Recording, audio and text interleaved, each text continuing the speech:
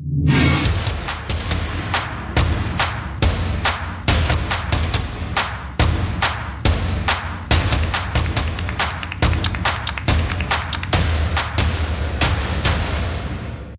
everyone and welcome back to another episode here at the Damage Report. Most days exciting for one reason or another. Today particularly exciting because it is the rare day. It only happens a few times each year where we're joined on the Damage Report by the one, the only, the amazing Anna Kasparian.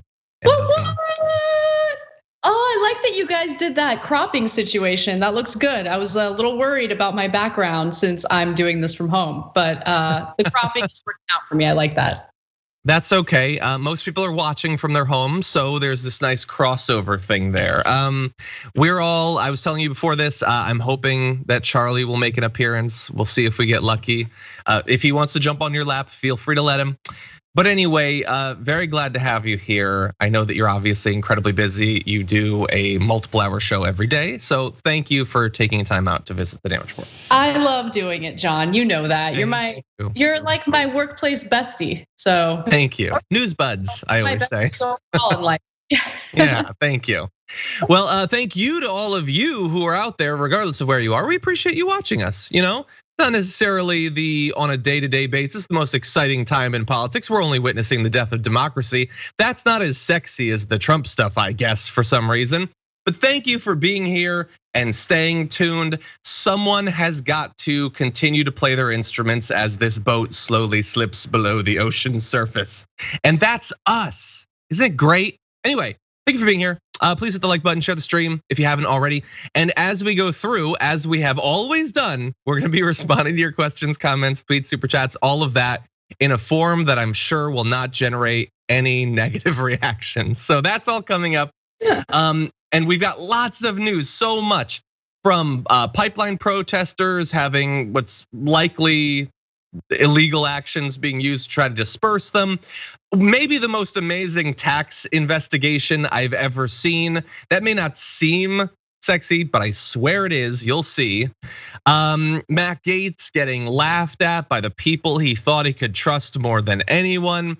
And Ellie Kemper, daily updates on Ellie Kemper available at the Damage Report. But no, it's actually kind of an interesting story. So, okay, yes. There we go. Okay. Anyway, before we jump on our news, which is coming in just a minute, I did want to let you know about two things. One is that we are in day 2 of Indisputable, the 8-week run of Dr. Rashad Richey's new show, which is available every day immediately after the Damage Report is done. So at 2:30 p.m. Eastern time, 11:30 a.m. Pacific time, every weekday for the next 8 weeks, you can join Dr. Rashad Richey and his awesome guests. Today, he's got Adrienne Lawrence. And they're gonna be, they're doing a debate with this Republican strategist. That's gonna be exciting. So right after the Damage Report every day, you can expect that, should be fun. Also wanted to let you know that we are, about this time every year, we do a membership campaign to encourage people to become members of the network. Well, we're doing that now. We're launching the Be the Change campaign.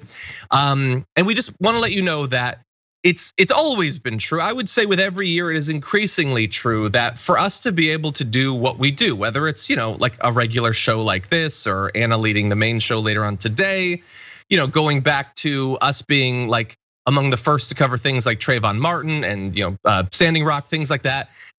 We're able to be here to do that because of membership. Fundamentally, it can't be, and thankfully isn't, because of things like YouTube or Twitch revenue, stuff like that. It's because of you. You keep us, secure. You're how we got through the pandemic as we did. And if you'd like to continue to be a part of that, if you'd like to become a part of that, to be the change that you want to see in America right now, which desperately needs it, you can go to tyt.com/change for information there.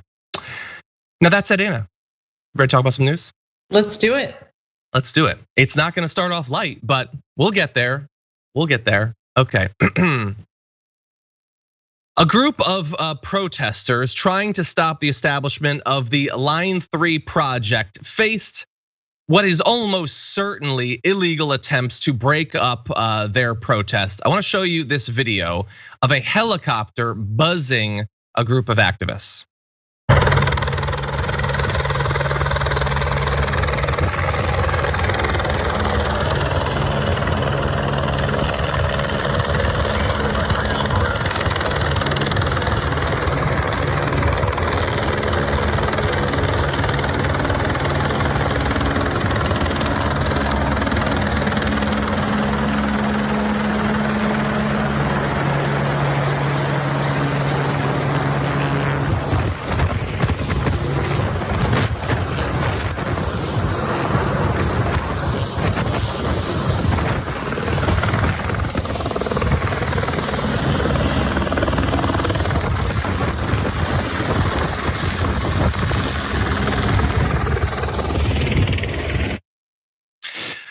Okay, so I'm very glad that someone was able to take and upload that footage because it shows the helicopter doing that, trying to kick up dirt and gravel and wood chips to, I don't know, just annoy people, to maybe put out their eyes or something like that.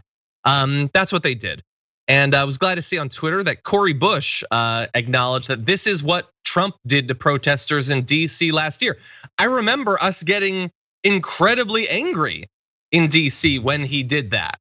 It was unacceptable then, it's unacceptable now. And she calls on POTUS to protect indigenous organizers and their allies, not corporate interests. She says, stop the violence, stop line 3. We're gonna give you details on the protests, but I'm glad that people can make these connections between something that's happening now, and there's not much talk about, Anna, with something that was done by Bush or Trump and his administration not that long ago. Well, I mean, this is to be expected as the resist crowd is sipping mimosas at brunch, because all they needed to do was get Trump out of office and then everything would be great. Biden is just so different from Donald Trump. I mean, everyone is gonna experience a completely different treatment if they're activists. Everyone's gonna experience a completely different economic situation under Biden. Foreign policy is gonna be much, much better under Biden versus Trump. But what we see in a lot of different ways and in a lot of different policy areas is a continuation of some of the awful things that Trump did, right? So Biden and the people who were incredibly upset with the way that Trump treated these protesters should obviously be just as furious right now. Biden should do what he can as the president of the United States to step in and stop this from happening, but he hasn't done that. It doesn't seem like he has much interest in doing that. He might put out some incredibly progressive sounding proposals, but when push comes to shove, he doesn't actually fight for those proposals. And then he has his lackeys argue, well, what can he do? He has his hands tied. He's just the president of the United States. How could he possibly persuade people like Joe Manchin to go along with his policy? I mean, the whole point of politics is to persuade, is to negotiate, is to use carrots and sticks. And I know I'm kind of going off on a tangent, on a vague tangent, I guess. But what I'm saying really applies to everything that we've been talking about politics recently. Just this unwillingness to change the very actions that were taken under Trump. What's the point of electing a Democrat like Biden if he's going to, again, extend the viciousness of the Trump era? It just doesn't make any sense. Yeah, and literally use the same tactics to treat activists the same way. Shouldn't it be a little bit safer to engage in politics, to use your First Amendment under Biden as it was under Trump? Guess not. Guess not in this case. He's silent on this. He's not. He's refusing to do what's necessary on other pipelines that we had been given some indication back when he was running that maybe he would shut them down, but not so much. But thankfully, despite the helicopter buzzing that you saw right there, which should definitely be investigated, that cannot be allowed to stand. The protests continue. Actually, just this morning, the protesters seized a construction site with people like Jane Fonda and others there as well. They chained themselves to like bulldozers and things like that. I believe that that's already been broken up, and there have, of course, been a lot of arrests. But I wanted to give a little bit of background information about what's going on. So Stop Line 3 campaigners have said that there's over 1,000 water protectors that have been marching with indigenous leaders to the headwaters of the Mississippi River, several days into what they're calling a summer of resistance. The project that they're trying to stop, it's a $9 billion pipeline project, which if completed will carry up to 750,000 barrels of crude tar sands oil, the world's literal dirtiest fuel, from Alberta to Superior, Wisconsin. It is slated to traverse Anishinaabe tree land without tribal consent, and while doing so, cross 200 bodies of water and 800 wetlands. But I'm sure this one won't leak like every other one does all the time. Anyway, so why is this happening despite all of the opposition to similar pipelines, effectively the same as many others, DAPL and Dakota Access and all that? Well, Jackie Fielder on Twitter, who's been on TYT, I believe she might have been on TDR as well, posted some of the Wall Street banks that are funding Enbridge, the company that is building this pipeline. and you can see a lot of money right there. All of the big hitting banks that you'd expect and others are there. Now, thankfully, there has been some coverage of this, Anna, but it doesn't seem like you have much faith that Biden is going to step in. No, Biden has proven himself to be far too interested in serving the best interests of the Consumer Financial Protection. I'm sorry, no, not the Consumer Financial Protection Bureau. That would actually be fantastic. No, Biden seems to be interested in serving the best interests of the US Chamber of Commerce. That's what I meant. And the likes of Larry Summers, who he just held a private meeting with in order to hear his latest hot take about the need for austerity. Like Biden, again, rhetorically presented himself as someone who would be significantly different from Trump. But when it comes to the meat and potato issues, so far, with the exception of the coronavirus relief package, he has not delivered. So I am not expecting his behavior in regard to fossil fuels to change. And it's about time that we just call it what it is. And specifically, I think it's time to call the DNC out over how awful their strategy is right now in persuading voters to support them in the future. Because they told us this is an existential threat. We got to get Trump out of office. If we don't, it's just going to be a complete and utter disaster. Seeing a continuation of the Trump era under Biden honestly discourages people to support the Democratic Party, and they need to deal with that rude awakening. Yeah, I agree. Well, let's see what the audience has to say about this and other topics.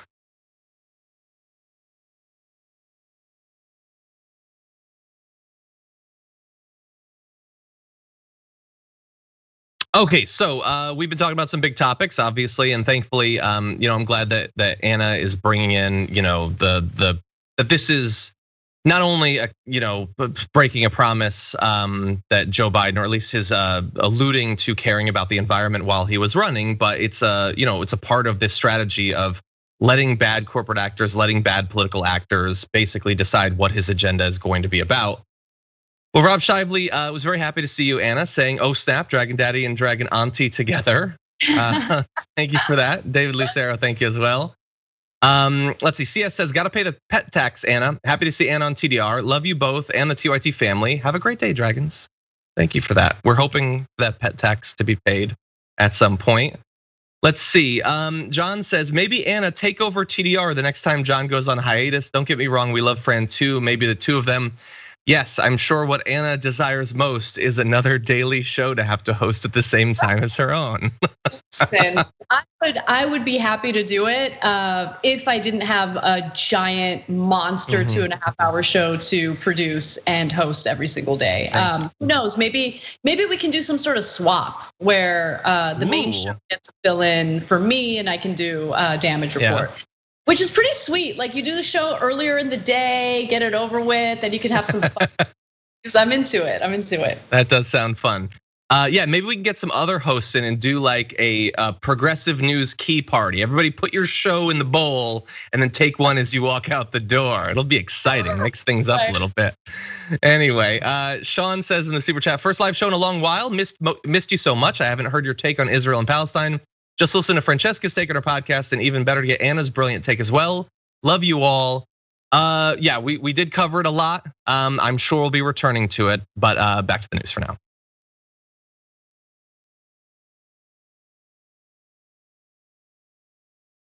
Okay, so with that, let's move into one of the biggest stories of the day. Tax investigations, not always the sexiest thing, but my God, can you learn a lot about the way things work for some groups and very differently for other groups, like we're learning today with the results of this amazing investigation that ProPublica did, which looked into a bunch of data from the IRS and used Forbes estimates of the growth in wealth over time of a couple dozen different billionaires to find out what their effective actual tax rate was. And it's amazing what they found. We're gonna get to that. But overall, here is some of what you need to know. Back in 2007, Jeff Bezos, then already a multi-billionaire, now the world's richest man, didn't pay a penny in federal income taxes. Like literally not one penny. He didn't in 2011 either. In 2018, Elon Musk, the second richest man in the world, also paid no federal income taxes. Michael Bloomberg managed to do the same in recent years. Carl Icahn, that's one of Trump's favorite guys or whatever, twice didn't pay any federal income tax. George Soros paid no federal income tax 3 years in a row. And if you're watching this and you're a conservative, feel free to focus on that last part. If that's what it takes for you to care at all about the way that these billionaires are getting one over on us, George Soros is in there too. Anyway, let's talk about what it's like for us versus what it's like for them. In recent years, the median American household earned about $70,000 annually and paid 14% in federal taxes. That's not all the taxes they've paid, but that's the federal taxes that they paid. The highest income tax rate, 37%, kicked in this year for couples on earnings above $630,000 a year, basically. Now, the rich often don't pay anything approaching that. So what they did was they took how much the 25 richest Americans paid each year. They looked at Forbes wealth growth estimates and then figured out what their tax rate was. And overall, they found that those 24 or so billionaires saw their worth rise about $401 billion just from 2014 to 2018. $400 billion over 4 years. They paid about $13.6 billion in federal income taxes over those years. That is an overall tax rate of about 3.4%. Not their federal tax rate, that's some bigger number that they don't actually have to pay, but their actual tax rate is about 3.4%. And we're gonna break it down with some individual billionaires who are doing even better than that make the 3.4%ers look like they're getting scammed by the government. But first, Anna, I wanted to give you a chance to respond. Yeah, I always appreciate this type of reporting, even though it's tough to sexy it up for clips or clicks, I should say, because it's important to show how inequality has become such a huge problem in this country. It's literally baked into this economic system where wages, meaning the money that we earn through the hard work that we engage in, is taxed at a much higher rate than the gambling that you see either in the stock market or through private investing. And so, there has been some attention in the past in regard to how capital gains is taxed versus how your wages are taxed. And oh wow, what a surprise. The capitalists who have the capital to do all of this speculating and gambling get taxed at a lower rate than individuals who literally have to work, people who are not the capitalists, the people who do not have the capital and literally have to work for a wage or a salary, get taxed at a much higher percentage than those earning the majority of their wealth earning through investing, right? So it's really about how different forms of income are taxed differently. And oh, golly gee, turns out that we wage earners or salary earners happen to get the short end of the stick with much higher tax rates. Yeah, 100%. It's real bad and it's about to get worse. So let's talk about some of these individuals. Warren Buffett, his true tax rate was 0.1%. I understand the graphic might be hard to see. It's available publicly if you want. His wealth grew by $24 billion during that 5-year period, and he paid 0.1% on it. No, it almost makes you feel a little bad for Jeff Bezos, who paid almost a whole percentage point as his wealth grew by $99 billion. No, John, it's so infuriating, right? Because again, like the way that they make this money is not the way that we make our money, or how factory workers or teachers or firefighters make their money. They're not earning that money through work. They're making it through investments, through like gambling on the stock market, gambling through these investments. So there's that frustrating part about it. Also, what this does is add additional insult to injury to hardworking Americans who do in fact pay a much higher percentage of their earnings in taxes. What this system does is it defunds the important programs that we need in order to live happy, prosperous lives, right? So let's say we find ourselves in some sort of terrible situation and we need to rely on the social safety net in order to, get ourselves out of that hole. it's impossible to do it if we don't have the funding. We're not getting the revenue necessary to fund these social safety net programs. Part of the reason why they're underfunded is because of how the tax system is written and how it overwhelmingly benefits the wealthiest people. And when we say wealthiest, we literally mean it, because this particular expose focuses on literally the richest men in the world. Jeff Bezos, Warren Buffett, those types of people. And wow, they pay such a tiny percentage of their wealth toward these income taxes that we clearly need to fund these social safety net programs. Yeah, and just briefly, I want to say, well, I have something I want to say, but first, I just want to show you this next chart. It is growth in wealth versus growth in taxes. On the left, you have Jeff Bezos. On the right, you have a typical American household. As their wealth goes up, their taxes go up. As his wealth goes up, not really. It doesn't really have any effect whatsoever. And so if you're watching this and you are a right winger, first of all, I'm surprised. Second of all, like, do you not get that this is actually going on? Do you really think that Tucker Carlson cares about Mr. Potato Head's dick? Like, do you really think that that's what he really cares about? Dr. Seuss, all these right-wing populists. Yeah. Who are meant to appeal to you, who are anxious like economically or whatever. And then always they're just talking about cancel culture and stuff. Is it possible they're hiding some other real concern? Is it possible? Maybe look into it. Because this is going on in the background as they've got you worried about like someone changing the name for pants or something. They don't actually care about that stuff. This is what they care about, and they're making a killing. Anyway. Okay, now, you know what? Let's see what's going on out there. We're gonna check in with the audience.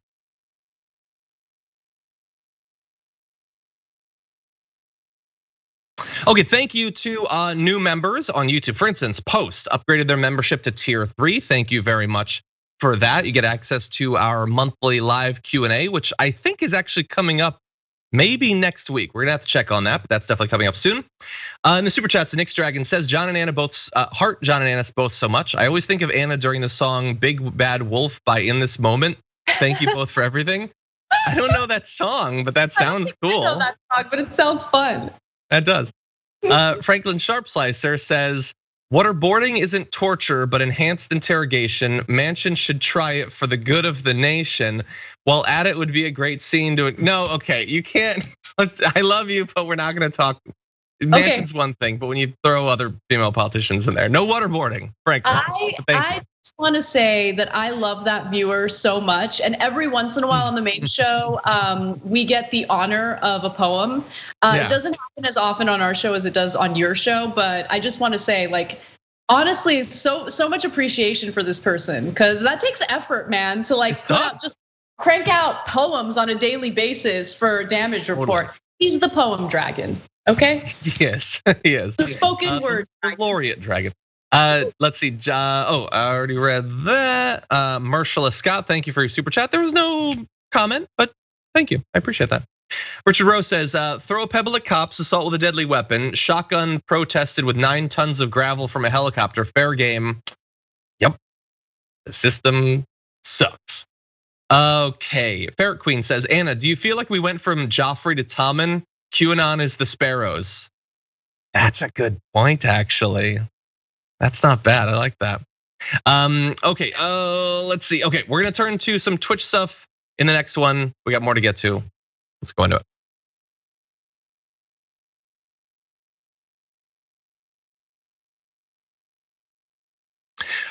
Okay, let's check in with Matt Gaetz, see how he's doing lately. The legal news for Matt Gaetz over the past few weeks has not been great. There's not as much coming out, but the idea that one of his ex-girlfriends might be cooperating with investigators certainly wasn't good news for him. Now we find out that a story that was sort of alluded to earlier this year was true, and that doesn't look good for him either. That is that conservative media outlet Newsmax, a favorite of Donald Trump, rejected Matt Gaetz's request for a job, a spokesperson for the website said just yesterday.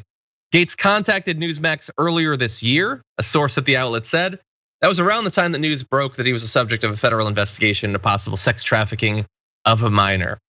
Apparently it was just a conversation, and Newsmax never told him we were interested in hiring him. So his spokesperson doesn't have anything to say about that, which I can sort of understand. But Anna, Newsmax will take anyone. Like, you don't need to have any skills. I'm not just talking about on camera. Like, have you seen their graphic design? Like, they will take anyone, and they said no to Matt Gaetz. Well, what I think is pretty interesting is that, rejecting Matt Gaetz, sure, is a fun story, and I'm sure we're gonna dunk on him because how could we not?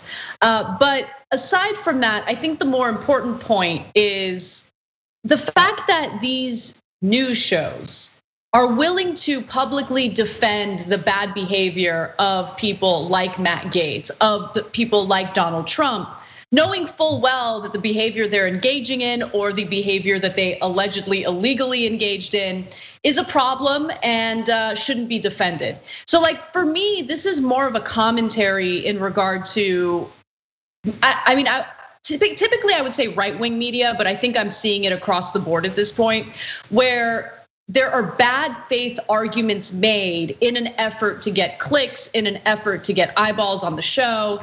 But when push comes to shove, these individuals who purport to defend the bad behavior actually don't think the bad behavior is worth defending privately. So that's what stands out to me. Just like the grifty nature of media and how it just keeps getting griftier and griftier.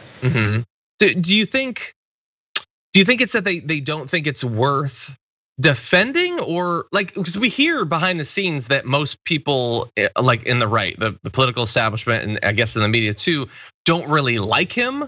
Like, he's just not a likable guy. Do you think that might be part of it? That, yeah, sure, Trump likes him and they have to pretend to, but like maybe he's just horrible. I think there's a few things going on. I've also read those reports about how he's an awful guy that people have a tough time getting along with. He's a little bit of an egomaniac and all of that, which, to be fair, to want to be in a position of power like that, I guess you do need to have some level of ego.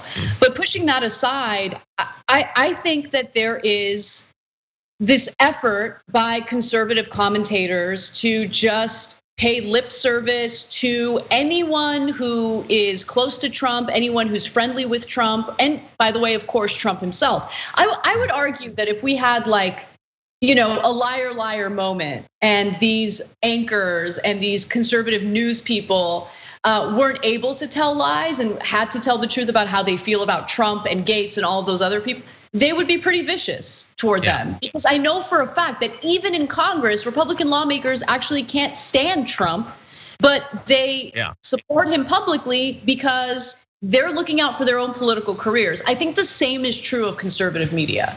Yeah, it's all like, Anna and I like each other. Like, I didn't just have her on because I'm like, God, I don't get more viewers. No, I actually like her, and like the people I don't like, I don't have on, by the way. Everybody is so inauthentic. Nobody in politics or media gives you anything approaching an actual feeling or thought or preference that they have. It is all so fundamentally fake. Anyway, now I do think it's fair though to allow Matt Gaetz to respond. He hasn't responded to this most recent news. It's probably in his best interest not to because it's too embarrassing. But back in May, he was talking with Newsmax about the allegations, and he said the anonymous allegations against me range from total distortions of, first of all, they're not anonymous. Like, your best bud is saying all of this about you. But anyway, from total distortions of my life to these crazy and wild conspiracy theories that will never be proven, but they always come for the fighters. And the idea there is, it's basically the same exact thing that Trump always says. They want to come for you, but I'm standing in the way. I'm a fighter. It's the establishment is scared of me. I'm asking questions that are too tough. They got to take me out, which is why the DOJ under Trump launched this investigation into you, and you left your Venmo thing open, and your buddy is, well, whatever. Anyway, his theory is that he's one of the fighters. So I decided, let me check in right now this morning to see what he's doing that's asking questions that are a little too close to home for the powerful. He had retweeted a post from the Post Millennial that was talking about social justice warriors wanting to rename some birds. And he said, I can't live in a world too woke for birding. Yeah, I think you're too much of a fighter. I think you're just too focused on the core issues that really strike to the heart of the American establishment. And even the thing that he retweeted, Anna, is so disingenuous. The headline is, social justice warriors say birds are racist, demanding that the experience of bird watching be decolonialized. No, there's like 150 birds that are named after white colonials, many of them slave owners, and they want to rename them. It's the same thing as the statues. But they're like, that's not funny enough. So we have to pretend that they're saying the birds are racist. And him focusing on this is why they're coming for him. Anyway. Yeah, this is gonna be possibly an unpopular position on it. I think both camps are crazy. Like, yeah.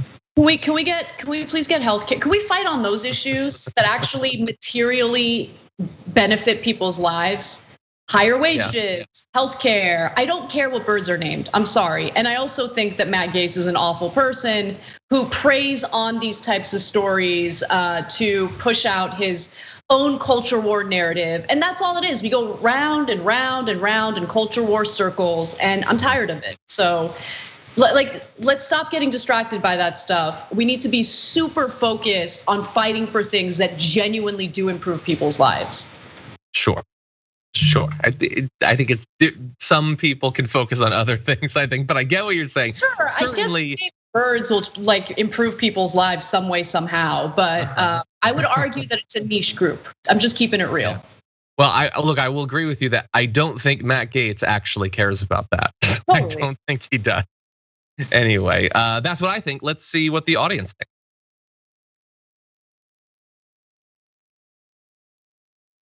Okay, I was really wondering how long it would take for someone to bring up the lack of Charlie. Ray Turner sent in a message saying, Dragon Daddy and Salty Dragon just need Charlie. And it's one thing to not have Charlie on a regular day, but to know that he's just a couple feet off camera, but we can't see him, that really stings, Anna. I will bring Charlie on. I want to see him before the end of the show. How about that? All right, you keep reading comments. Maybe I'll go grab them right now, real quick. I will. Brenda Hinton, thank you for your super chat. You didn't leave a message, but I appreciate the super chat all the same. Nicole says, all of these patriots loving our troops and vets wage endless wars for profit, but don't want to pay for them. Yep, it's all performative. It wouldn't even be great if it was performative and they paid for them. Like they sent them to war, but then gave them health insurance, but they don't even do both of those things. Oh my God. That's so adorable. He's like right now. Oh, do you love mommy? Do you love mommy? Say hi. I think he loves chin scratches. Uncle John? Say hi to Uncle John. Charlie. He doesn't want to give me a kiss. He doesn't want. He's very shy. He don't like to be on camera. He knows we're watching him, but he doesn't know how cute he is, and he's very cute. Well, thank you for that. Thank you also to Obi-Wan Kenobi for gifting 5 tier 1 subs on Twitch. Thank you very much for that. Duff Woman, oh yeah, gifted 5 as well. Thank you. And subscribe for the 11th month. 11-month streak right there. Thank you. Andy from Ohio subscribed for 9 months, says OMG, Anno on my subiversary. That is a nice little bit of synergy there. Nice. Let's see. Think we're okay. Plaid Dragon says the harshness that pipeline protests are met with seem connected to the perception of lost revenue as much as a desire to dominate others. Yeah, I'm sure there's a bit of that. Okay, more news.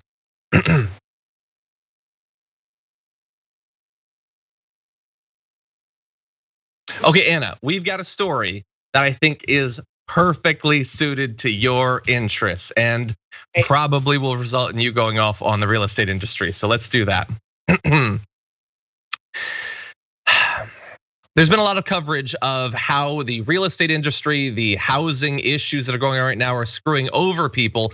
But there's one aspect of it that has not been talked about that much. But there was a good write-up on both NPR and NBC News about one aspect of this, which is racial bias in appraising. So when you go to sell a house or buy a house, it gets appraised, and experts are supposed to decide how much is this house actually worth, which influences things like your down payment, your mortgage, a lot of different things. It's very important.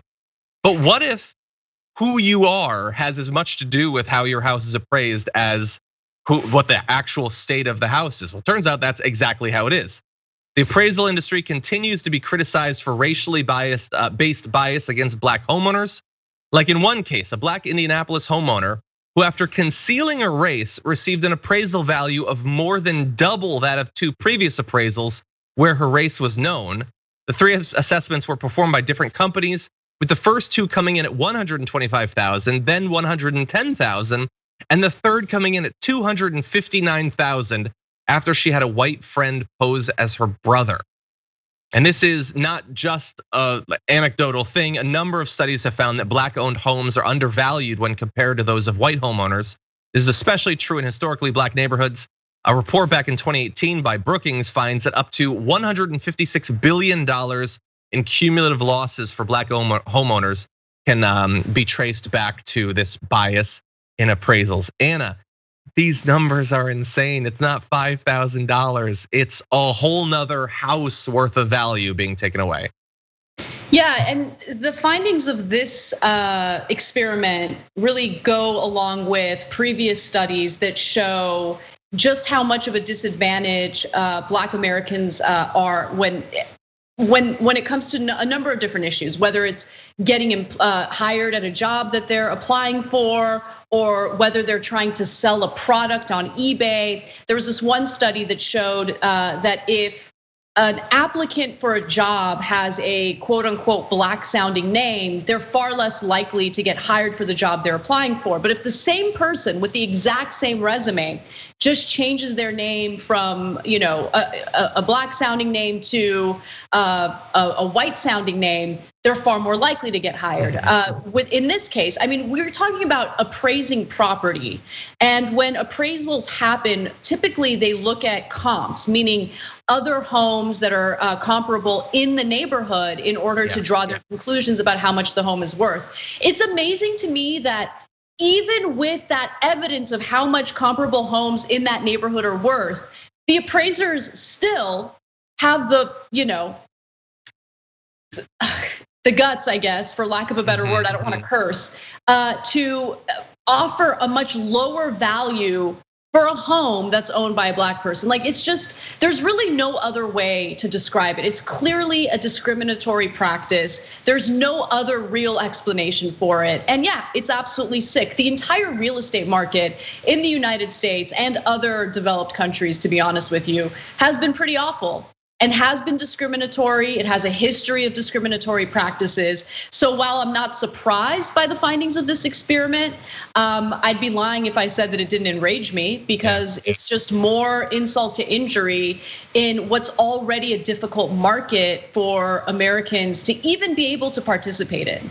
Yeah, 100%. I mean, like when obviously seeing those numbers and then the 259,000, that's this massive gap. That's absolutely crazy. And then the total amount that people are being robbed of.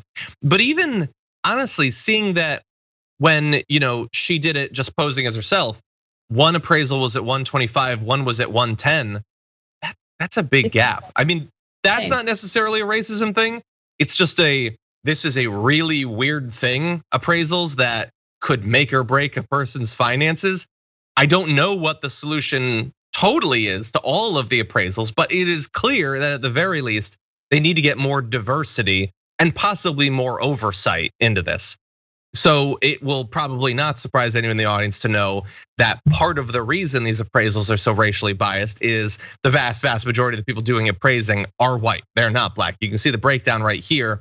1.3 identified as Black or African American, 1.3% of the appraisers. So it is incredibly likely that these historically Black neighborhoods are not having Black appraisers who necessarily really know about the neighborhood, or let's keep it real, care about the neighborhood and care to research it in the same way. Do we think it's a good idea to just assume that even if we're not talking about explicit racism, that like some red hat wearers doing the appraisal, that they just think about it a little bit differently? They think about the future of the neighborhood a little bit differently. They think about a lot of things differently, and getting more diversity could really help in this area. Yeah, I agree with you. I mean, I think that having more diversity in terms of who does the appraisals makes a lot of sense. I don't know how oversight in this area would look, but oversight could be an effective tool as well. And I also just want everyone to take a moment to think about how difficult the process of homeownership is for everyone in the country, but then that added layer of racial discrimination and how that has an impact every step of the way. It has an impact when it comes to being able to qualify for an actual mortgage.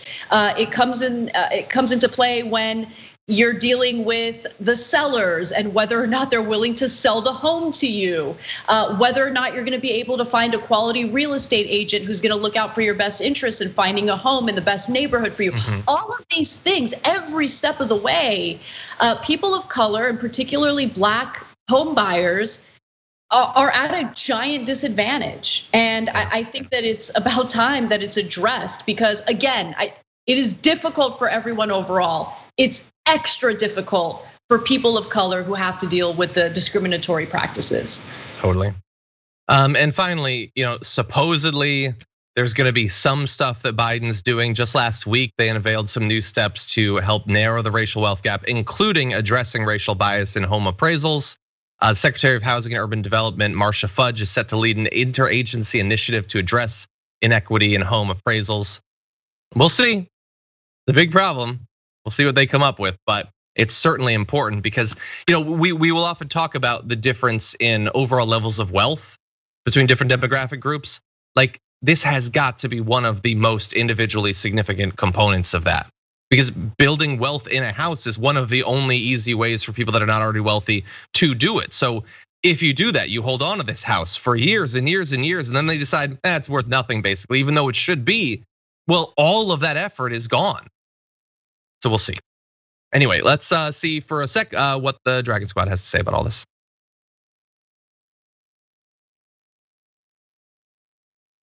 Okay, so previous comment from Jen Hella in the super chat about the pipeline story that we led off the show with, saying, how are we surprised DAPL happened under Obama? Nothing will fundamentally change. Yeah, look, we were very critical of Biden on the pipelines. I mean, look, I gotta be fair, at least to some extent, he did shut down the exploitation of Grand Staircase, Escalante, and Bears Ears. He did stop the exploitation of Anwar that had been approved in the final weeks of the Trump administration. These are some things. It's mostly bad, little good. I don't know if that helps, but anyway. Non-Human Humanist says, fossil fuel industry had 50 years to adjust to the future. Shouldn't we just let capitalism rule and let the market and customers decide? Now, I think we should give them billions of dollars every year. That's what we do. Most wealthy corporations ever, just have some billions. Let's see, the appearance of Charlie was very popular. Dragon Dancer says, okay, I demand a Charlie emoji. Isn't there a Charlie emoji? Is there not a Charlie emoji? There should be. I remember seeing one in Twitch. That seems crazy. Okay, maybe we'll have to get one going for, there's definitely one in Twitch. We'll have to see if we can get one on YouTube, but that will obligate you to appear on the show more, so understand that. Let's see, Gail says, Charlie. Sean just says, for Charlie. And MoseTube says she had a friend's white husband posed as a brother, ain't got no straps, ain't got no boots. I think referencing the story they were just talking about there. Thank you. Thank you, Bup Dragon, for subscribing at tier 2 on Twitch. Thank you for that. VK West NYC subscribed as well for the 2nd month. Thank you. Lord Wolf subscribed for 9 months. Awesome. Storyteller Dragon for 10 months. You hit the double digits. There's not a lot at that point. And Arthur P. Dent for 9 months as well. Thank you to all of you for being subscribers.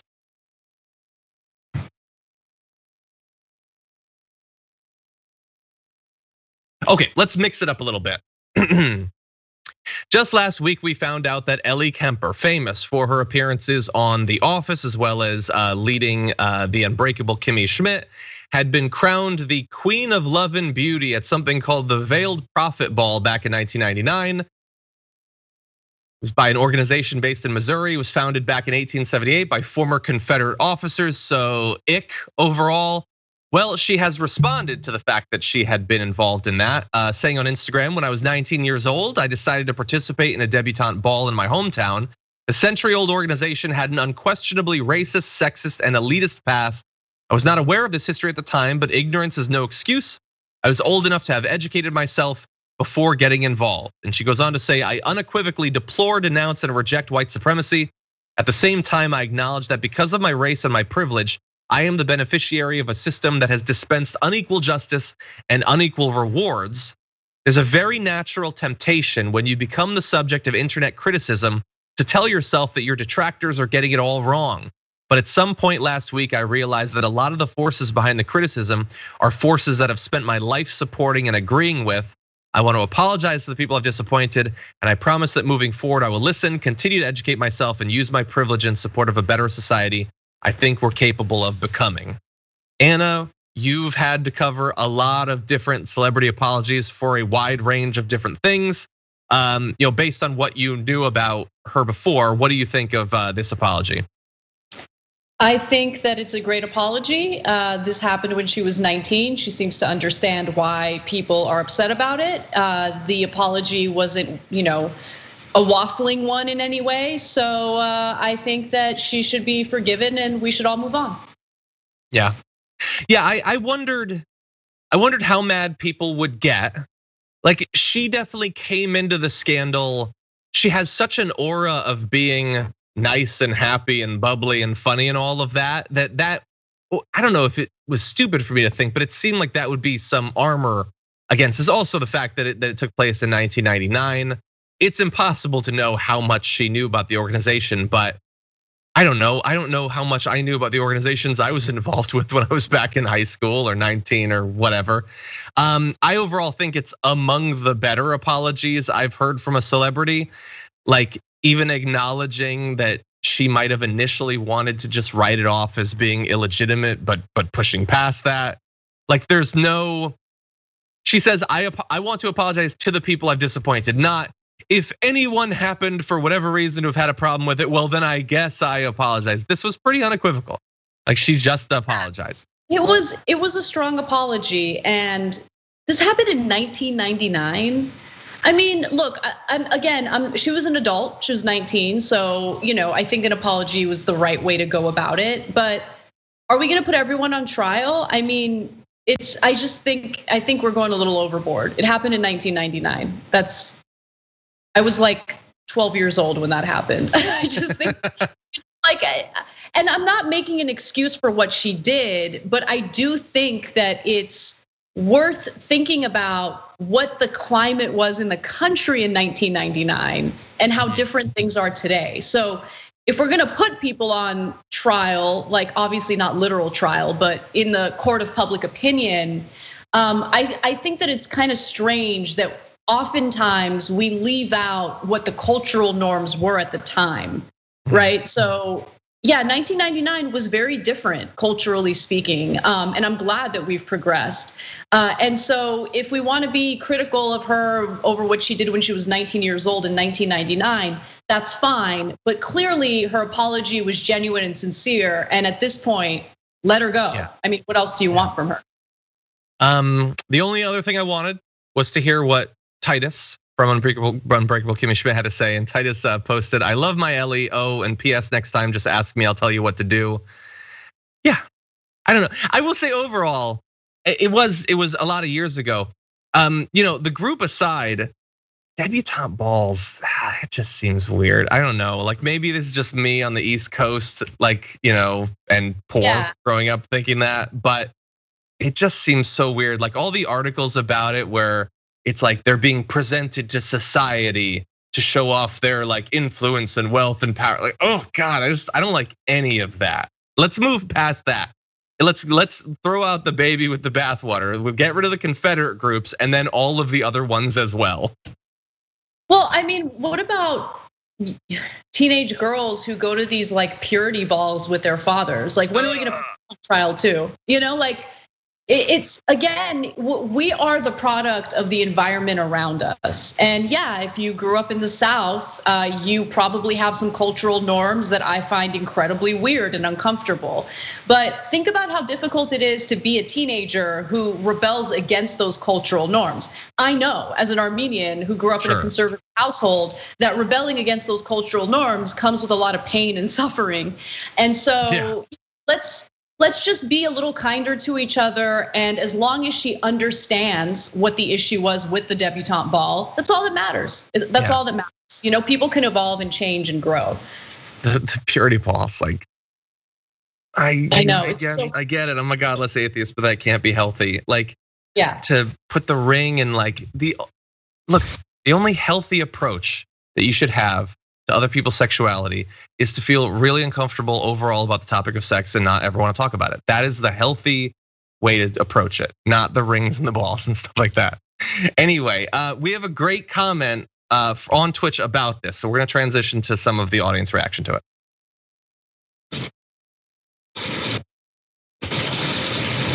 Okay, so Blueheart had this to say about the Ellie Kemper thing. It's way easier now to find a wiki article about the history of an org now than to find that information in a library or a GeoCities history page in '99. Totally. Yeah, unless one of the people in the group says, "Hey, we like the Confederacy," I don't know how you would necessarily know. Like, and it doesn't, like, why didn't this come out like 2 years ago or 5 years ago? Like, it apparently was kind of difficult to know about it. It seems. Yeah, it's such a good point. And I totally agree. We forget, I think we take the knowledge that we can get at at our fingertips with the internet and all that for granted. In 1999 was not like that. So I think that's such a great point. Yeah. And by the way, Dragon Song, yes, he says, I disagree, John, talking about sex is perfectly healthy. I'm joking.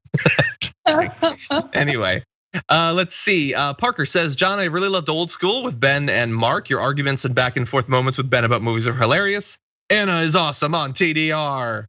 Thank you. Old School was fun. We did have fun talking about movies and stuff like that.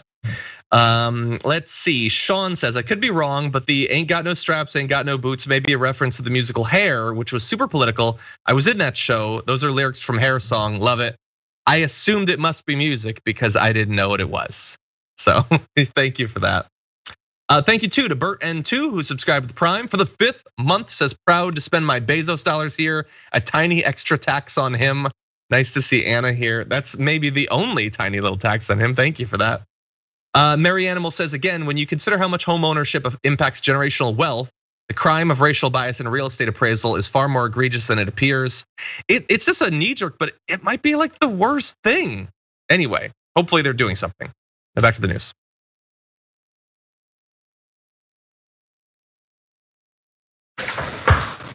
Okay, so let's end our first main hour of the show with good news, Schadenfreude at the very least. We've known for the past few years that Trump's businesses have not necessarily done better as a result of his higher profile, entering politics, becoming president, and all of that. Turns out when it comes to his core business, the renting or selling of condos in his businesses, he's been hit really hard recently. Bargain hunters are apparently swooping in to take advantage of prices in Trump buildings that have dropped to levels not seen in over a decade. The crash brokers attribute to a combination of the former president's polarizing image and the coronavirus pandemic. The AP looked at more than 4,000 transactions over the past 15 years in 11 different Trump-branded buildings in Chicago, Honolulu, Las Vegas, New York, and found that prices for some condos and hotel rooms available for purchase have dropped by 1/3 or more. Other condos, for instance, in Chicago's Trump International Hotel and Tower have dropped even more, down 34% during the 4 years of his presidency. That compares with a 6% drop over the same period at 18 nearby luxury condo buildings of similar age. And it's very important that they added that because look, there's the pandemic, obviously. There might be other systemic things having to do with real estate, either nationally or in these individual cities. But if his are dropping by more than 1/3 and other comparable ones that are the same age and just don't happen to have his name on them are dropping by 6%, I don't know that all of the rest of it can be attributed to him, but it seems like there is a pretty big Trump tax on his building prices. I'm super confused by this story. How is that even possible? Property values have skyrocketed even throughout the pandemic. And his properties, while they might bear his name, and that could be an issue in terms of resale value or whatever, it's still a like we're still talking about condos in desirable parts of the country. So what's explaining this? Well, look, it might be that just a lot of people don't want to live in his building. I would not live in a building with Trump like emblazoned on the side of it. I just wouldn't. And maybe there's other conservatives that would, but it could be hurting them. It could just be that aura. Like it could be that perhaps overall, luxury condo prices aren't necessarily going up in the same way that housing prices are. It could be that people are fleeing certain cities. Like people are saying that it's easier to rent in New York City over the past year or so. Now this is going over a bit broader of a time span than that. So it might be a city thing, but there are places where the prices on average are going up. Like what we were talking about was his dropping more than others. But if you look at like in Las Vegas, prices at his hotel have fallen 4% since he took office 4 years ago, while average prices for 36 other hotels in the city that also sell condominiums and rooms rose 14%. Wow. And since the Trump building opened a dozen years ago, prices per square foot have fallen 66%. In Manhattan, his prices are down to 15-year lows. That's pretty amazing. This is such a fascinating story. And remember, prior to skimming money from taxpayers in the office of the presidency, Trump made his money not by building or constructing condos or other properties. All he did was license his name. And so I wonder what this means for his future in this space, because again, he's not building properties. All he's doing is licensing out his name. And if his name ends up being a liability, well, that form of grifting is no longer going to be available to him. So, I mean, maybe for once in his life, he'll legally be able to skirt taxes because he'll have no income to report. Yeah. I don't know. It seems to me like we're primed for like a bit of sketch comedy, like a fixer-upper type thing, where to raise the property value, they go in, they bring their whole team, their contractors, they just take the sign off. That's boom, it, 20%, and the value immediately goes up by like percent. Yeah. Aren't you gonna like put in a backsplash or something? Nope, not necessary. This is the biggest bang for your buck imaginable. So one individual for City Realty said, "I've never seen buildings plummet so dramatically. It seems like this is a bottom." And look, obviously I'm getting a bit of schadenfreude because, I want him to fail and I want him to hurt because he's done so much damage to the world. I feel a little bit bad for, like some of the other people who might have already bought condos in the building. They're gonna be hurting when they try to sell it. Like there are other people that are gonna be caught in the capitalist crossfire here. It's just so weird, Anna. In the last couple of years, like this, the real estate market has been going so insane. To see anything going down is pretty amazing. No, I mean, you do bring up an important point. I mean, we don't want to be needlessly cruel to all of the foreign oligarchs who launder their money by buying his condos. So thoughts and prayers to those foreign oligarchs. Sorry you made a bad investment by laundering your ill-gotten gains in his properties. But, sometimes you take a risk and it doesn't work out. My bad. That's the salt dragon for you. Yeah, you're totally right. I'd actually forgotten about that. But there's gotta be some good people. Come on, some middle-class person who bought a multi-million-dollar condo in a Trump building in Manhattan. Anyway. Some of them are fine. Some of them are fine people. Yeah, I'm sure. Anyway, want to give people a reminder as we close out this first hour that although we still have a half hour of the show that's going to be, or 25 minutes or so, that's going to be coming up. Right afterward, Dr. Rashad Richey is going to be taking over, joined by Adrienne Lawrence to give you an indisputably good time. So you're not going to want to miss that. That's coming very soon. And as we alluded to earlier, tyt.com/change, so you can learn how to be a part of the change that TYT has been working on for way more than 10 years, that we're gonna continue to, especially as the network is growing. I mean, adding shows like this 8-week run of Dr. Rashad Richey, some of the Twitch programming we're doing, including Woznia, that's only really possible for us to continue to survive as well as potentially grow. tyt.com/change, okay? We've got more for you, but for those of you we won't see from the linear platform, stay safe out there, stay sane out there, and I'll see you soon.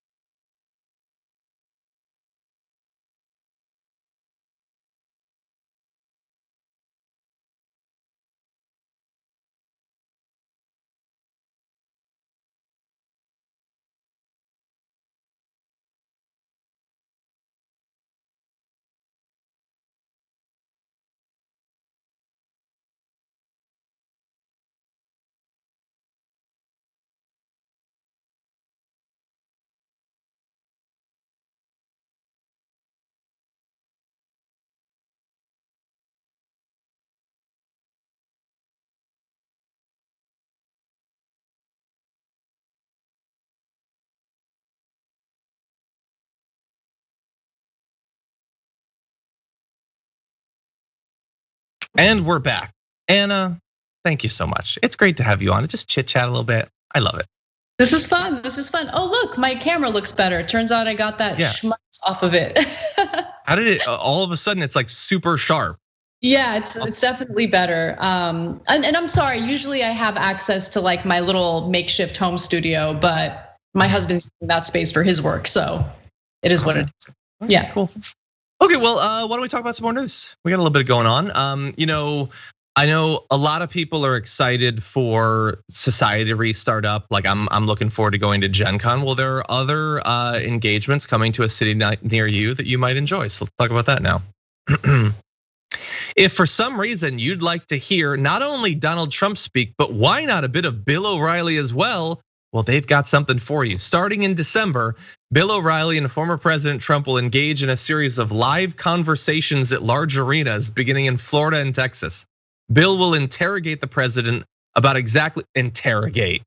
Come on. Anyway, Bill will interrogate the president about exactly what happened during the 4 years of his administration. There will be no ground rules, no restrictions, and it will be the first event of its kind. Now, all of this is direct from Bill O'Reilly's website, which is why it sounds like the ramblings of a madman. No ground rules, no restrictions on a conversation with Donald Trump. I can think of some natural restrictions that come from talking to Donald Trump.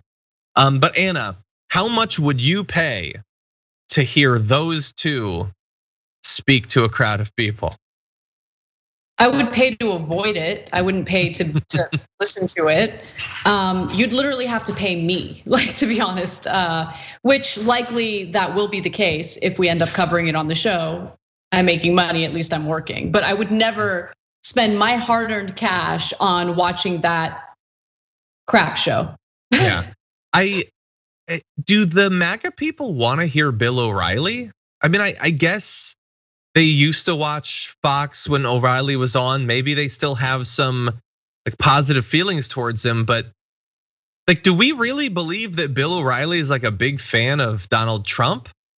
Like Bill O'Reilly's awful, that certainly helps, but I feel like Bill O'Reilly's, it doesn't even matter. No, it doesn't matter. You think any of these people like Donald Trump? None of them like Donald Trump. All of them are pandering to Trump's base.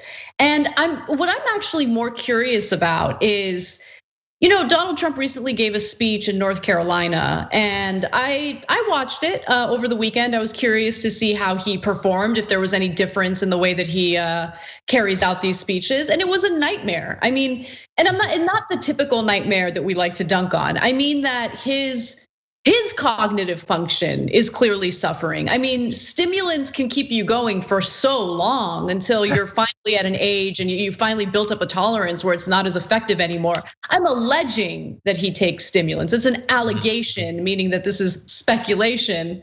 Just want to put that out there in case there's any attempts at suing me. But he really had a difficult time keeping it together. It wasn't the typical rowdy, crazy Trump speech that people love to tune into. So I'm curious to see how it all plays out, because if he plans on running in 2024, I think that he is taking for granted how much 4 years can impact his age and his cognitive abilities, especially when he's already like in his mid-70s. Yeah, I would certainly worry about losing energy. If it makes him crazier, that might help him. It might be a natural advantage. Now, really fast, I want to give you a little bit more about this. Here's what Donald Trump had to say about the event. These will be wonderful but hard-hitting sessions where we'll talk about the real problems happening in the US. Those are the fake news media never mention. I love the idea they're hard-hitting sessions, yes. Donald Trump has signed on for a national tour of very difficult questions from Bill O'Reilly. That's definitely what they both are gonna do. But he did say they're gonna focus on the real problems happening in the US, which is good. I would love to see the right turn away from the Mr. Potato Head, the Dr. Seuss and all that. So what are the real problems? He says, I will be focusing on greatness for our country, something seldom discussed in political dialogue. If we don't make our country great again, we will soon no longer have a country. Oh, those specific problems. Those are some of the most important economic problems facing the working American. There's not enough greatness. Anyway, and Bill O'Reilly goes on to say, my job as a historian and journalist. Come on, buddy. Come on, maybe historian. Yeah, I mean, you write those books. They're not history books, but they're history-ish. But journalists, come on, Bill O'Reilly. He says, is to get important things on the record in a fact-based way. These conversations with the 45th president will not be boring. You're setting the bar high there. So high. Oftentimes when we do stories about criminals who get caught, it's usually because the criminal gets too greedy and thinks that they're invincible and just keeps going. And I just feel like Bill O'Reilly shouldn't get too greedy. Like, he's already made a fortune off of his conservative grift. He somehow skirted some very serious sexual assault charges despite the various female employees at Fox News who had made some serious allegations against him regarding sexual misconduct. He got away easy. So, Bill, what is the obsession with remaining in the limelight? Just take your winnings and go home. But he can't help himself. Much like other criminals, he got greedy. And so he wants to be out there, he wants to be in front of people, and he wants to grift off of Donald Trump's popularity with the right-wing base. I guess have at it, but it's just more of the same, John. To be honest with you, I'm bored with all of this stuff. I'm bored with all of it. There's nothing new to get from it. Well, I will just say, just because I haven't seen Bill O'Reilly in the news recently, he used to be like, he was the biggest guy. Like, he was the Tucker Carlson or whatever. Like that B-roll we're showing you, I don't think any of those photos are newer than like 4 or 5 years ago. Like, Bill O'Reilly is a shell of a man. What are you doing, man? Just stay at home and watch World War II documentaries or whatever. Like, he's incredibly wealthy. What is he doing with the money? Why does, like, I get it. It's the thing I would say about any billionaire. I don't understand what they need more money for. But with him, I don't even know what capacity he has to use the additional money. I guess he's just used to mattering and he'd like to feel like he matters again. But he's not going to, man. You're gonna look ridiculous. Donald Trump is probably gonna make fun of you on stage. Like, if you ever say anything bad about him, he's gonna throw you under the bus. It's just not worth it. It's not worth it. Anyway, okay, let's turn to something I've been meaning to talk about for a little bit, and that is this take from Mike Pence. So, I love that B-roll. That's how he greets a mob coming at him with a noose. Anyway, Mike Pence narrowly avoided being killed by red hat wearing MAGA heads earlier this year. And so I was just curious, what does he think about the fact that it doesn't look like there's going to be a commission that looks into what happened on January 6th, considering his vital role in that, his central role? Well, he said recently, as I said that day, January 6th was a dark day in history of the United States Capitol. But thanks to the swift action of the Capitol Police and federal law enforcement, violence was quelled, the Capitol was secured. Now, he's talking about it as, thank God they were there, they stopped the violence, which is not the take that we get on this from virtually any other elected right winger at this point. Obviously, it's not what Donald Trump says about it. So what about that disagreement between the two about what it means? Well, Pence said, President Trump and I have spoken many times since we've left office, and I don't know if we'll ever see eye to eye on that day, but I will always be proud of what we accomplished for the American people over the last 4 years. So coming out of that, Anna, 2 questions. One, do you believe that they've talked multiple times since the inauguration?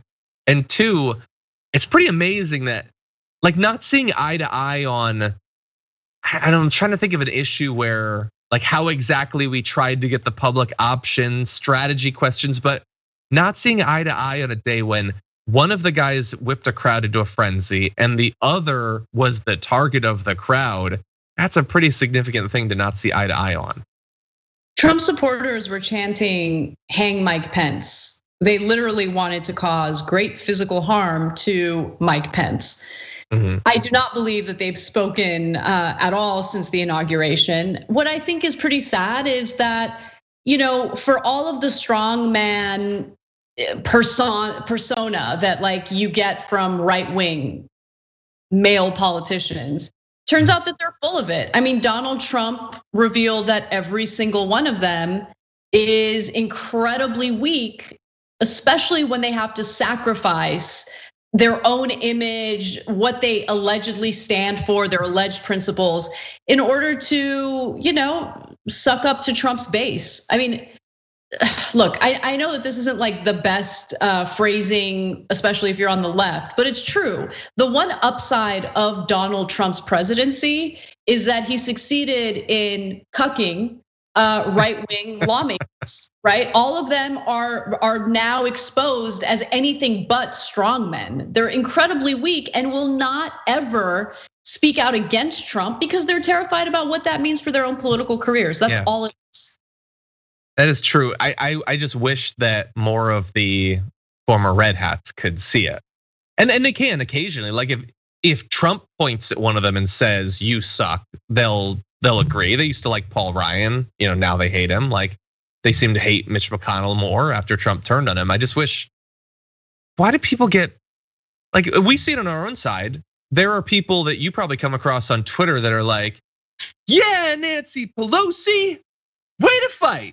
And I don't get it. I don't know how you could think these people have your back or are doing anything to try to help you.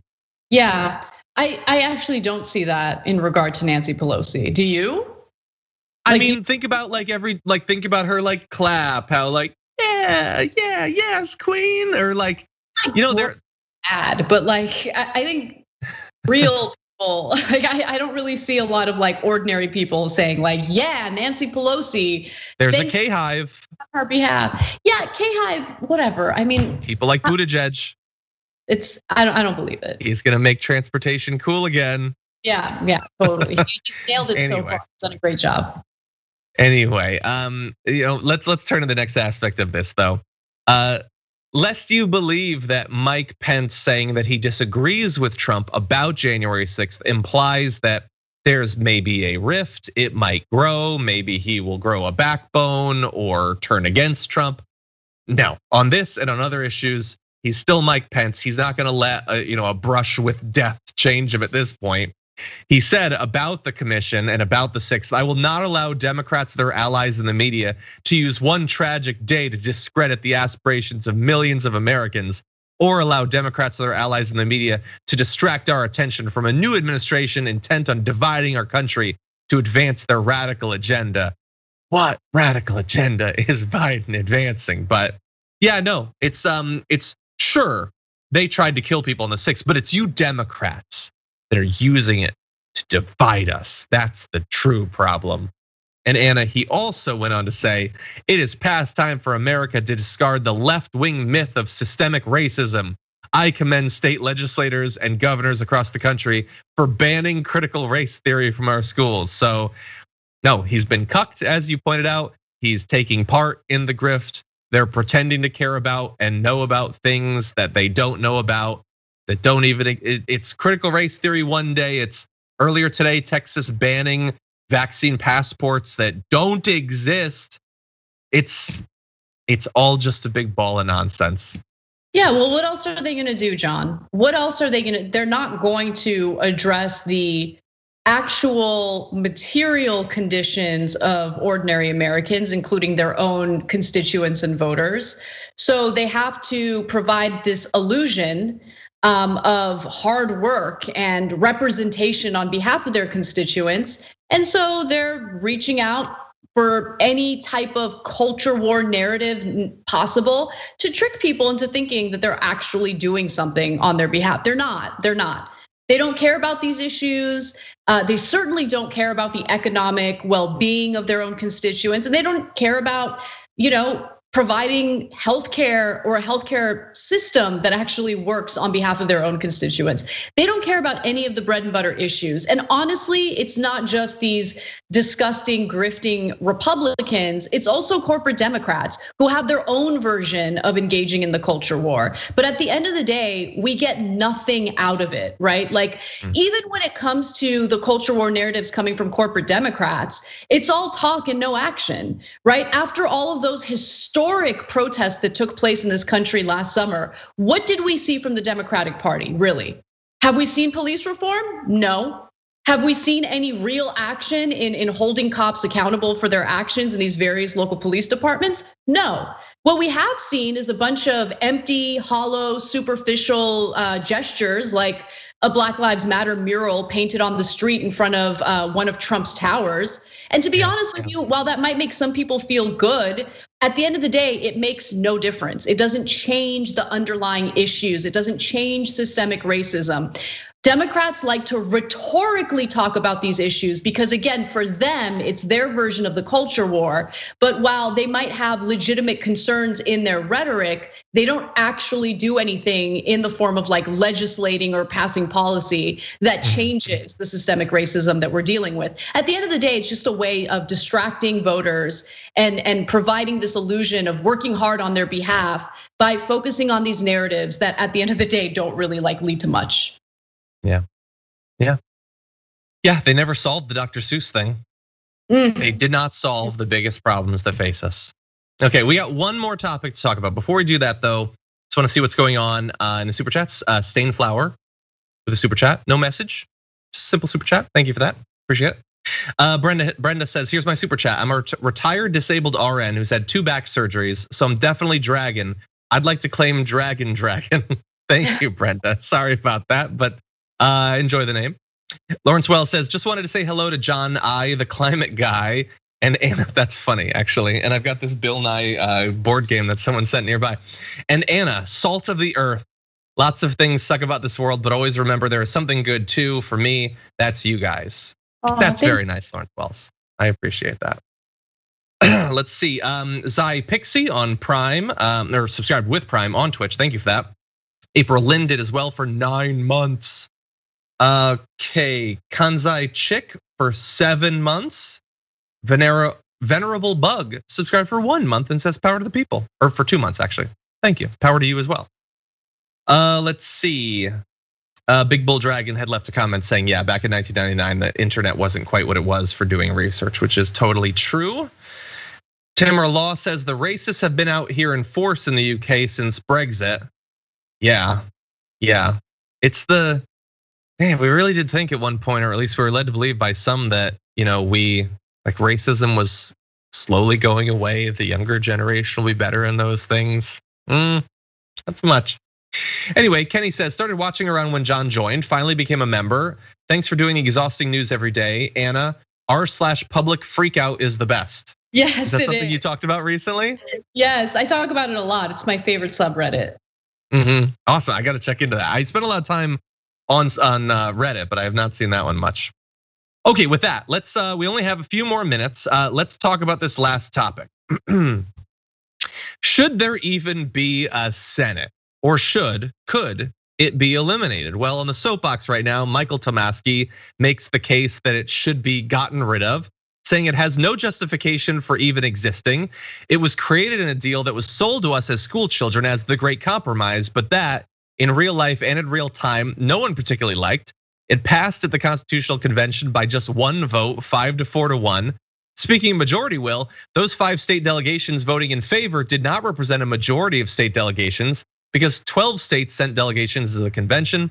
In addition, the large states with more delegates, notably Virginia and Pennsylvania, opposed it. So the body that has repeatedly thwarted majority will in our history and been overly protective of the minority was itself created by a minority, which look, if you went to, did poli-sci classes, you probably know about that. It's one of those balancing things, but we're taught that it was meant to balance smaller states, not like the interests of slave owners. Like they always hide what's actually going on economically. Anyway, on the soapbox, you can read Michael's points. I would like to add to this conversation, I'm gonna throw it to Anna, a few other potential pieces of evidence that maybe there shouldn't even be a Senate. So let's go through these pieces of evidence. The first is this, and let's see, we've also got this. That's a pretty good one. What about this? Have you considered this? Oh my God. And finally, my closing argument, this. Oh. Should there really be a Senate? Anna, what do you think? I think that this conversation is useless. That's what I think. Reminds me of the court packing discussion. It reminds me of doing away with the Electoral College. It reminds me of all of the various system of government proposals that have been doled out over the last several years that lead to nowhere. So should there be a Senate? I mean, if I could snap my fingers, I would obviously change a lot about the Senate. But I haven't really put much thought behind actually just abolishing the Senate overall. But like clearly the way that the Senate is structured right now and the legislative filibuster that's currently in place serves as a huge issue in terms of accomplishing anything that we need to accomplish in this pivotal moment in American politics, really. I mean, the last year, like the next year and a half is really going to determine a lot about this country's future. And as Democrats lose their opportunity or squander their opportunity to secure our democracy and provide a better economic system, I think that we're in for a world of trouble with a Republican Party that will stop at nothing at ensuring that they maintain their position of power and essentially skew our electoral system to their advantage for decades to come. Yep. Yeah, that's my fear. I barely remember doing this job when a Democrat was in power. All I really remember is fighting against the fascists. Looks like we're gonna be going back to that. So I don't know, maybe that'll become our go-to thing, I guess, unfortunately. Anyway, yeah, I agree. I doubt it would take a constitutional amendment. Some of these reforms are definitely possible, and there have been many constitutional amendments in the past. For some reason, it does seem more difficult these days. I would love for that to change. But yeah, it's regrettable that we have the Senate, which is supposed to be the greatest deliberative body in the world, and it is filled with like legitimately some of the worst people in the country. It's weird how that works out. Anyway, one final super chat before we close things out. The demonstratively Dougie Dragon says with a big super chat saying, "Yay, Charlie! Great to see Anna and DJ Dragon Daddy. I'm wearing my new Pride Dragon Squad shirt. I love that one. Shop.tyt.com and have my DJ Lunchbox shirt queued up for tomorrow. I have a more complicated relationship with that shirt. Much love to the Dragon Squad. Thank you both for all you do. You rock. Thank you, Dougie Dragon. Anna, you do rock. I'm glad people are recognizing it. You're the best, and thank you so much for joining us. Thanks for having me. This was a lot of fun. Always glad to have you here. Let's build something out of wood soon. Yeah. Anyway, let's do it. Thank you everybody for joining us for these 90 minutes, but there's more to come. Rashad Richey is about to start Indisputable, joined by the awesome Adrienne Lawrence. That is coming up in just a couple of minutes. So don't go anywhere, and definitely, flood the chat with the emojis. Let them know that you're there. But for me, for now, I'm gonna go do an interview. Stay safe out there. Stay sane out there, and I'll see you soon.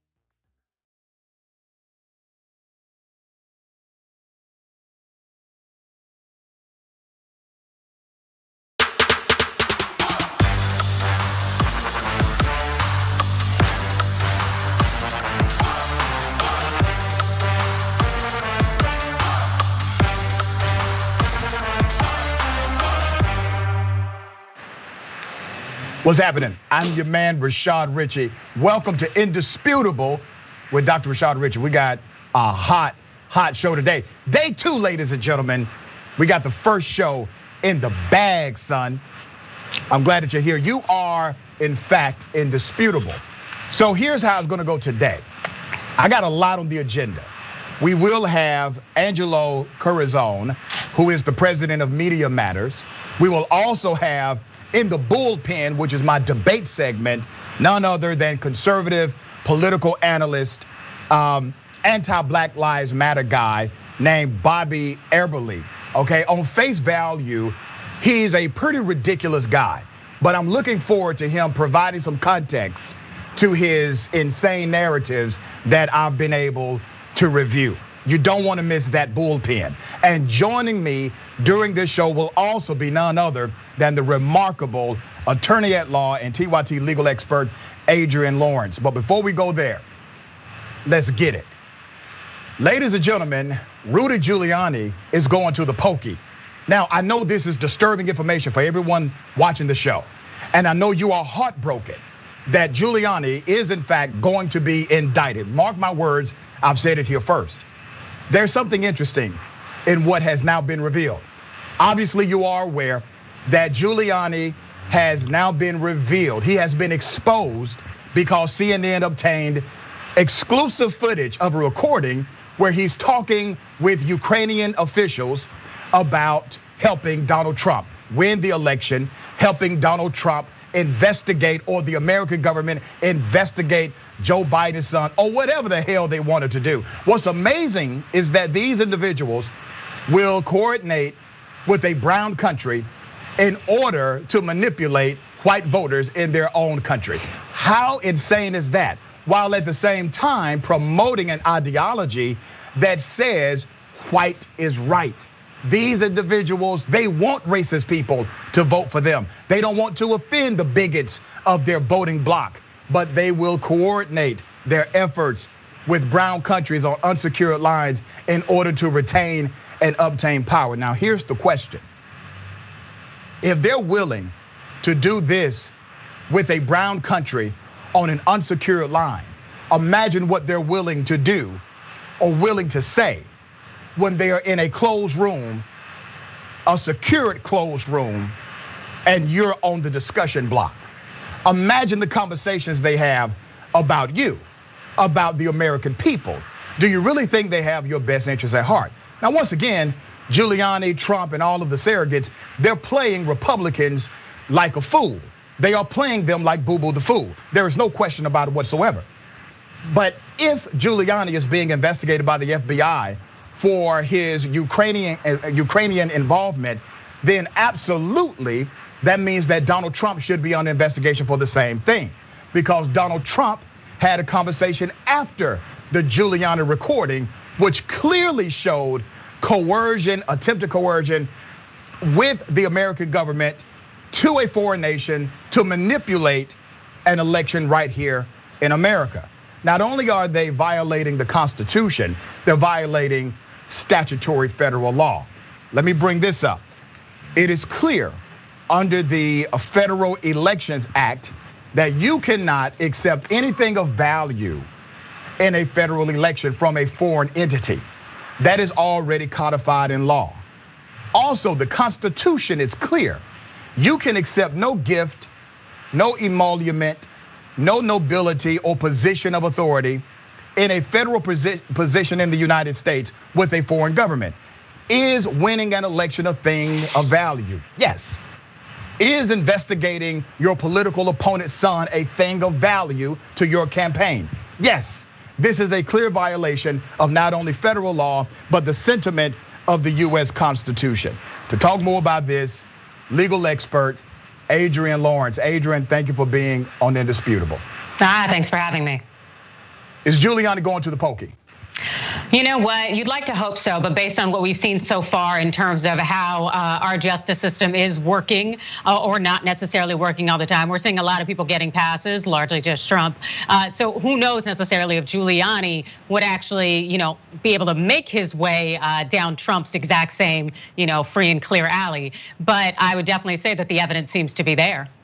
Let me read something. The Federal Election Campaign Act prohibits foreign nationals from contributing money or anything of value in connection with a federal, state, or local election. So that makes it a statutory violation of federal law. Alexander Hamilton, a founding father of this corporation known as America, he said, and I quote, "One of the weak sides of republics, among their numerous advantages, is that they afford too easy an inlet to foreign corruption. The Constitution also prohibits office holders from accepting presents, emoluments, offices, or titles of nobility from foreign states." So the language is clear. The founding fathers of the country, as flawed as they were, the statutory language of the Federal Criminal Code, they say one thing: foreign government should not be involved in elections, period. Engineering elections. Now remember, these are the same people, Adrienne, that got bent out of shape about a bunch of black people voting by way of absentee. These are the same people that say that is the great sin in this country right now, is individuals being able to vote by way of absentee ballot. However, they're willing to completely overlook the fact that you had at the top level of government individuals in office coordinating with a foreign country in order to manipulate an American election. How much sense does that make? Oh, it makes plenty of sense if you're Trump and co. But for the rest of us, when it comes to actually applying the laws of equal measure and making sure that they are applied to everyone and no one is above the law, that doesn't seem to necessarily be the case as far as consistent enforcement. And something that really kind of stands out to me with this situation is that it definitely seemed like there were elements of attempted bribery on Trump's behalf. You know, ever since Russia had annexed Crimea back in 2014, and that had led to 13,000 people being killed, and you have the armed insurgents. What you have there is Ukraine being very open and vulnerable and needing assistance from the United States. The US provides 90% of Ukraine's foreign military aid. So Ukraine is essentially in a position where it's a sitting duck. For Trump to allegedly withhold 390 million in almost this attempt to extract that political favor from President Zelensky, this really harkens of an extortion attempt. So even if there's not that direct, receiving something from Ukraine, there really seems to be nothing but complete and total criming on behalf of Trump and co, very much including Giuliani. Yeah, two peas in a pod, you know what I mean? So let me read a part of the transcript to remind everyone of what Trump said when he was involved in his criminal attempt to collude with the Ukrainian government. News and the people she was dealing with, talking about the ambassador at that time in the Ukraine, were bad news. So I just want to let you know that. The other thing, there's a lot of talk about Biden's son. That Biden stopped the prosecution, and a lot of people want to find out about what. So, about that. So whatever you can do with the attorney general would be great. Biden went around bragging that he stopped the prosecution. If you can look into it, it sounds horrible to me. Now, President Biden, who was not president at the time, he did brag about how he stopped a corrupt prosecutor. He talked about it at a forum very openly, and he was proud of that moment, and he worked through official channels with the Secretary of State in order to get that accomplished. Here's some of Giuliani's video. Giuliani says he needs these countries to work together. I want very much to see that our two countries are able to work together.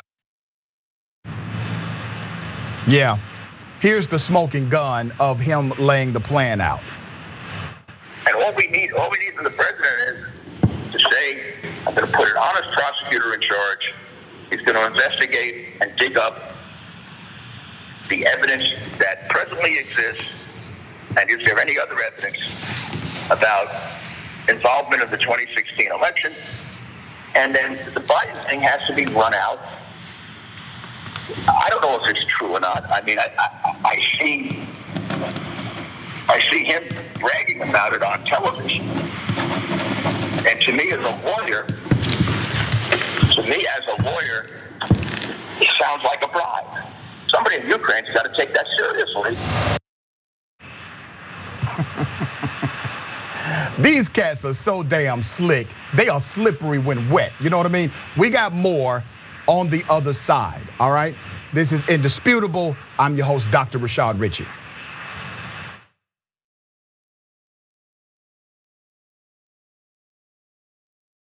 Well, the Young Turks, the Friday show is gonna be awesome. We're gonna help us over here. Drop it. We became the first ever daily online web television show. No, the Constitution is the very core of America. The fact that we don't spy on American citizens, that we get a warrant, that we go to a judge, that we have a procedure, that we have due process, that is America. On top of it, they go, why don't they just stay at their own schools?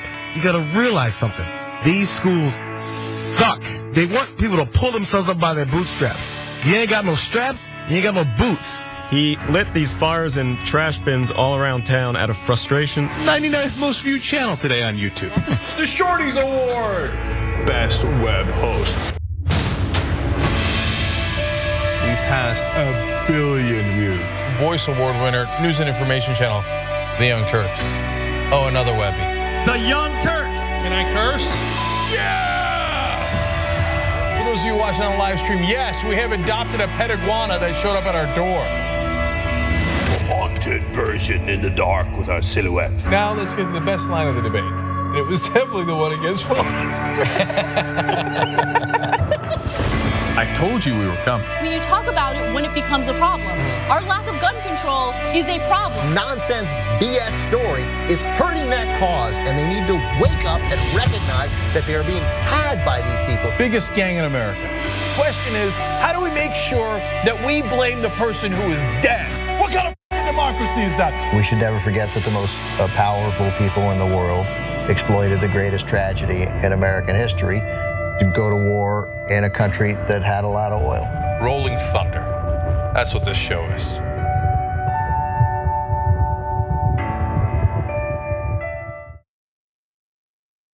Never in my life did I think I would like to see a dictator. But if there's going to be one, I want it to be Trump. Tick-tock, tick-tock. Where's the line? We've crossed every line you can imagine. We are a socialist country. It's socialism for the rich. Tick-tock, tick-tock. You don't have to know the truth, just believe what they tell you. There is no bounds to their monstrous hypocrisy. Tick-tock. I think we're gonna win the Senate in 2020. And I think we're gonna have the House, and I think we're gonna have the presidency. Tick-tock. And in 2020, we're going to clean your clock, and we're gonna run you out of town, and we're gonna have an actual democracy in this country. November of 2020 could also be potentially the greatest day of our lives. Let us whisper of a dream.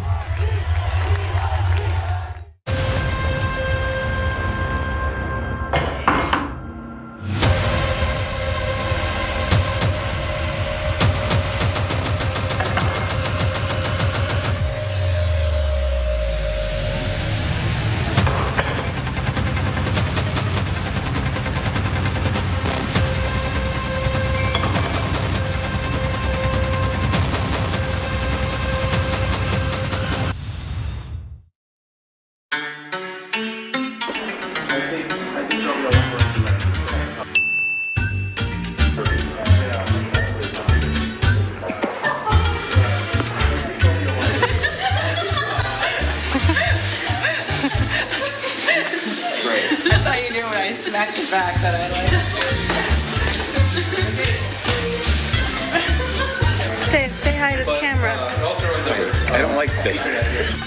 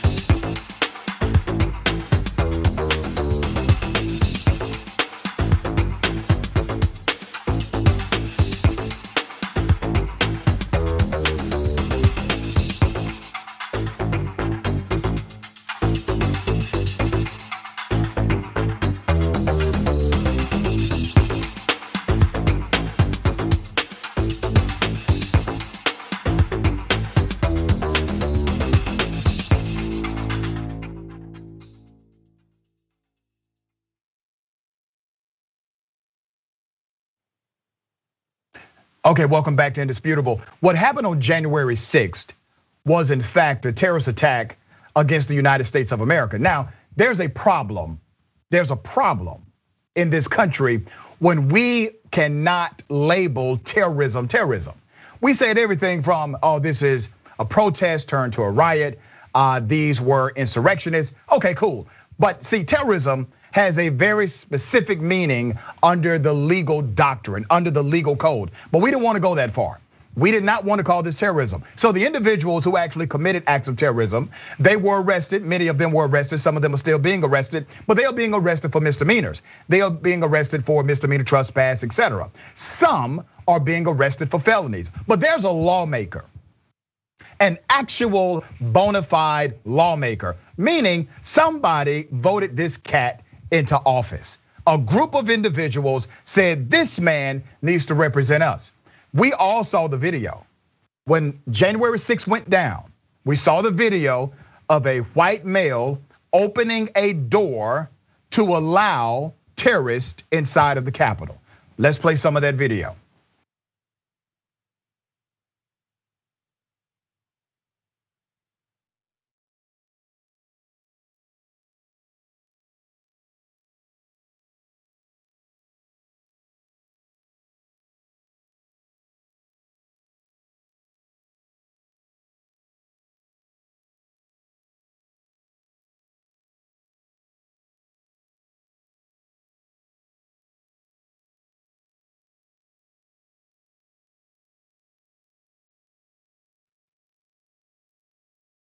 That is Oregon at their state capital, but the sentiment is the same. This individual decided to open the door, allow people who were hell-bent on committing criminal acts inside of a state building. Now, he has been charged with misdemeanors.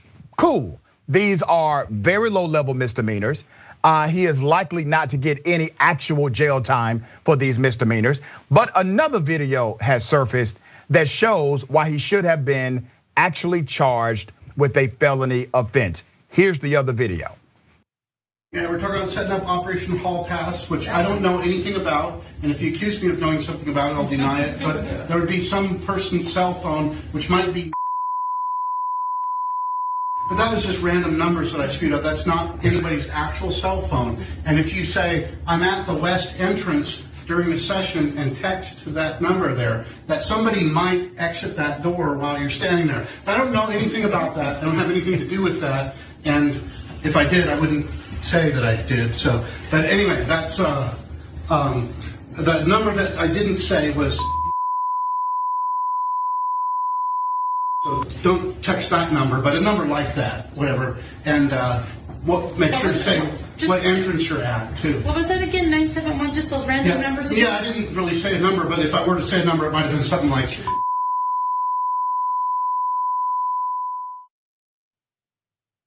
That old white man is out of control.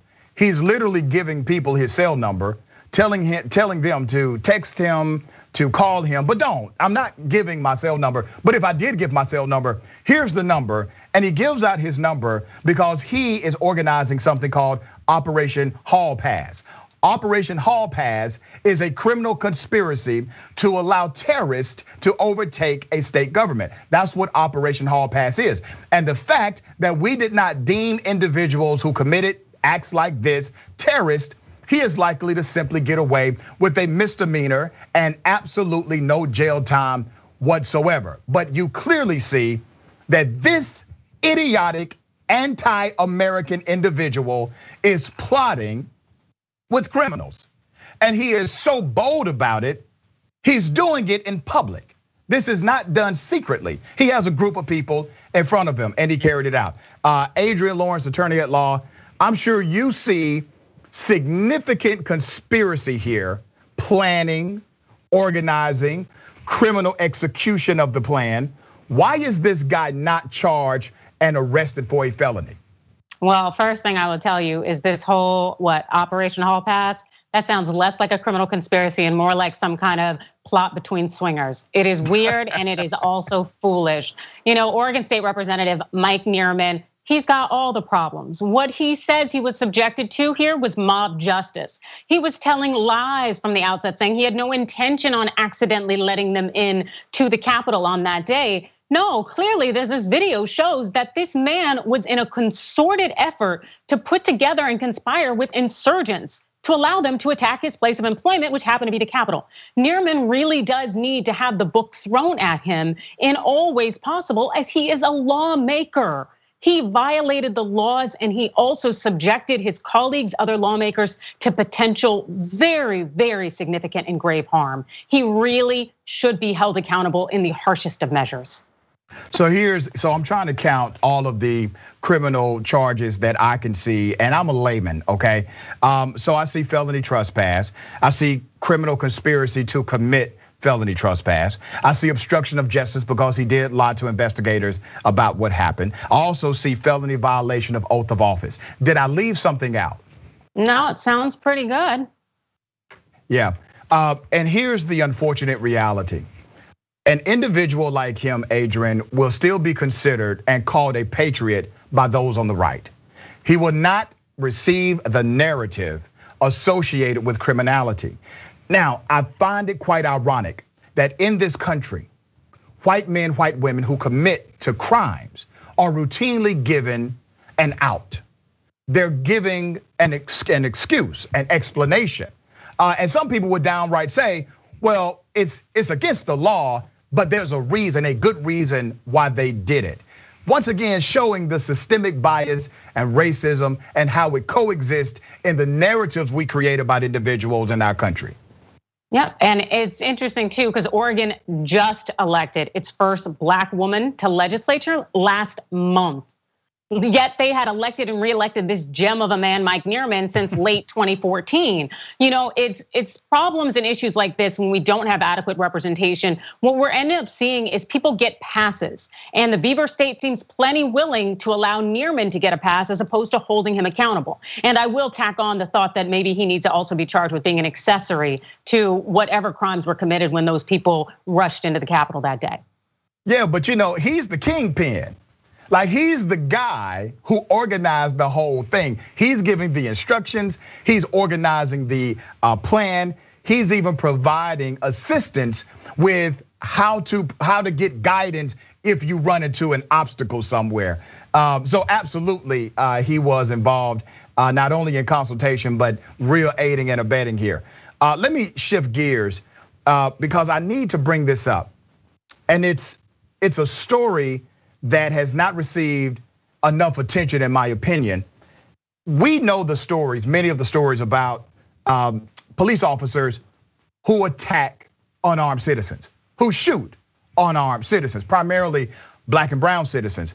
But dogs are utilized on a frequent basis to attack unarmed citizens as well. Let me bring your attention to something that happened in 2020. Police were investigating a report of burglary at a closed Burger King where they encountered a 14-year-old boy.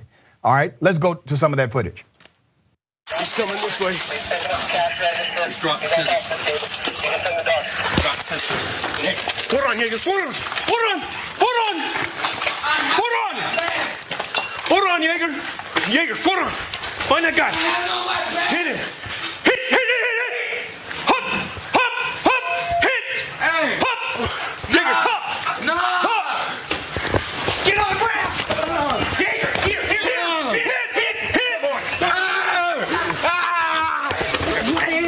I'm a 14-year-old. Please. Stop fighting the dog. Stop fighting. Stop fighting the dog. Please. This is a 14-year-old kid. And while the cop is saying stop fighting the dog, what? Stop fighting the dog that's attacking this 14-year-old. According to the parents, they later counted 37 puncture wounds running from his calves to his groin. The teen doesn't recall how he ended up there, as he had been at a party before, according to the narrative from the teen. Listen, I don't know if the teen's telling the truth, and that's not really my beef here. There's another story where a Salt Lake cop was actually charged with a felony for utilizing a police dog. Let's have some of that video. Get on the ground. Get on the ground and you're gonna get bit. Get on the ground. Yeah. Get on the ground. On the ground. All the way down. On the ground. I'm on the ground. I'm on the ground. Why are you biting me? Good boy. Good boy. Stop. Good boy. You guys out. Good boy. Good boy. Back right now. Right now. Good boy. What the? Right now. Good boy. Good boy. Good boy. Why are you guys doing this? Good boy. Good boy. Why are you biting? Good boy. Good boy. Good boy. Ow! What did I do? Ow! Oh! Good boy. Good boy. What the did I do? Oh my God! Good boy. All right, Officer Nicholas Pierce, former Officer Nicholas Pierce, was charged with a felony for telling this canine to bite, to attack a citizen who was actually compliant, on his knees, hands up. The district attorney looked at this case and said this is actually a criminal act.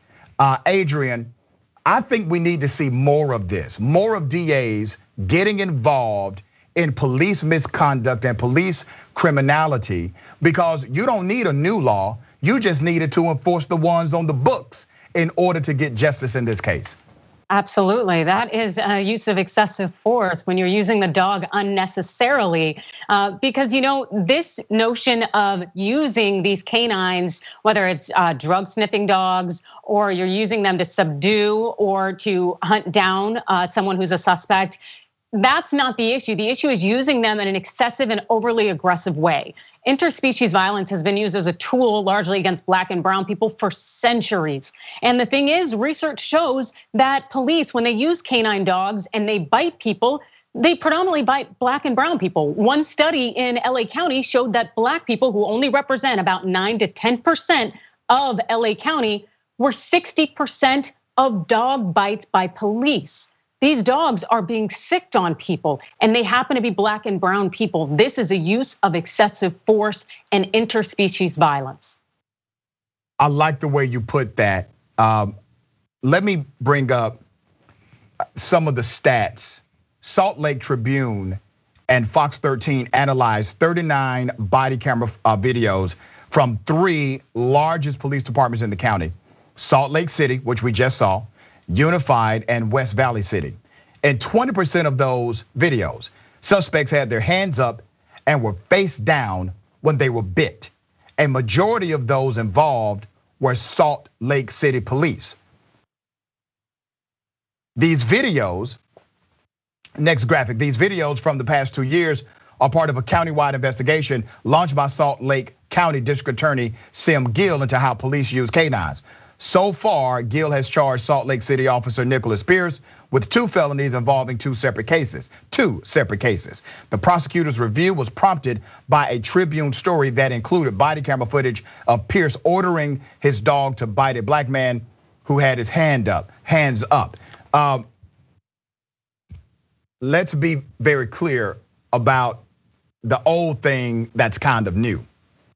It is new that you have arrests happening because cops are using canines. It is an old thing that canines are being used to brutalize Black people who are unarmed. And let me just remind you of some of how this used to go down.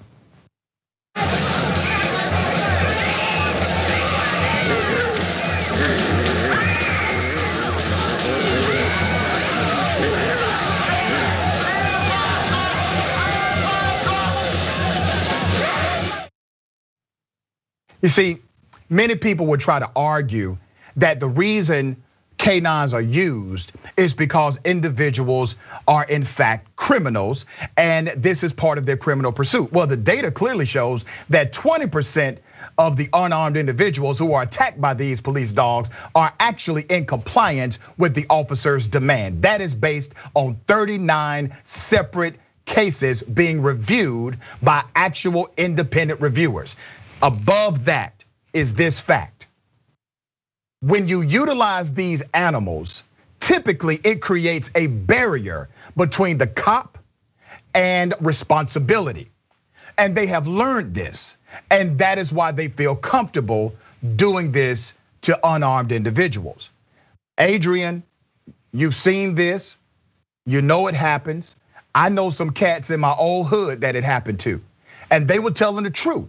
They came back out of jail. They said, man, they put the dog on me and I was completely abiding by what the cops said. It happens more than 20%, just to keep it 100.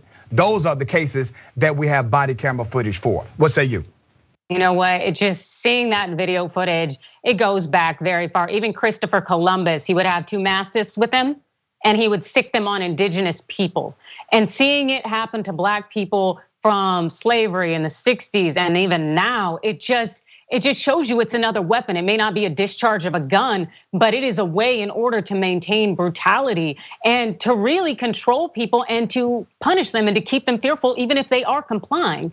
And seeing this officer be charged with aggravated assault, it's a felony, maximum penalty, 15 years in prison. Sure, that's great, but will the officer be convicted? And also, what will the true punishment be? Because this man that we're talking about, Mr. Ryan, he has now lost use of his left leg after surgery, after that dog mangled it for 50 seconds. This is violence. This is state sanctioned violence, and there needs to be severe penalties.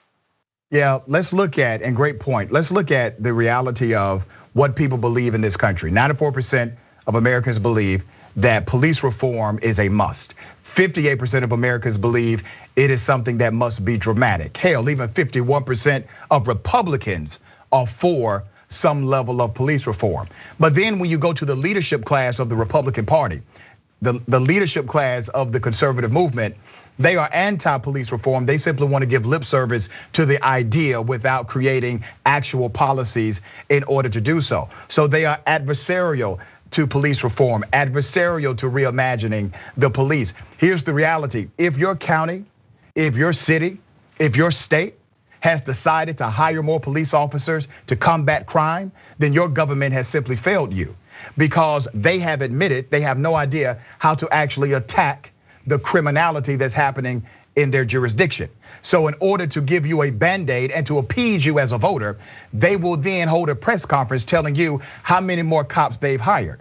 Well, they have hired more cops because they are unable to actually solve the underlying issues that lead to criminality under their authority, such as homelessness, addiction, mental health disorders. There's a cause and effect relationship to all crime in the United States of America.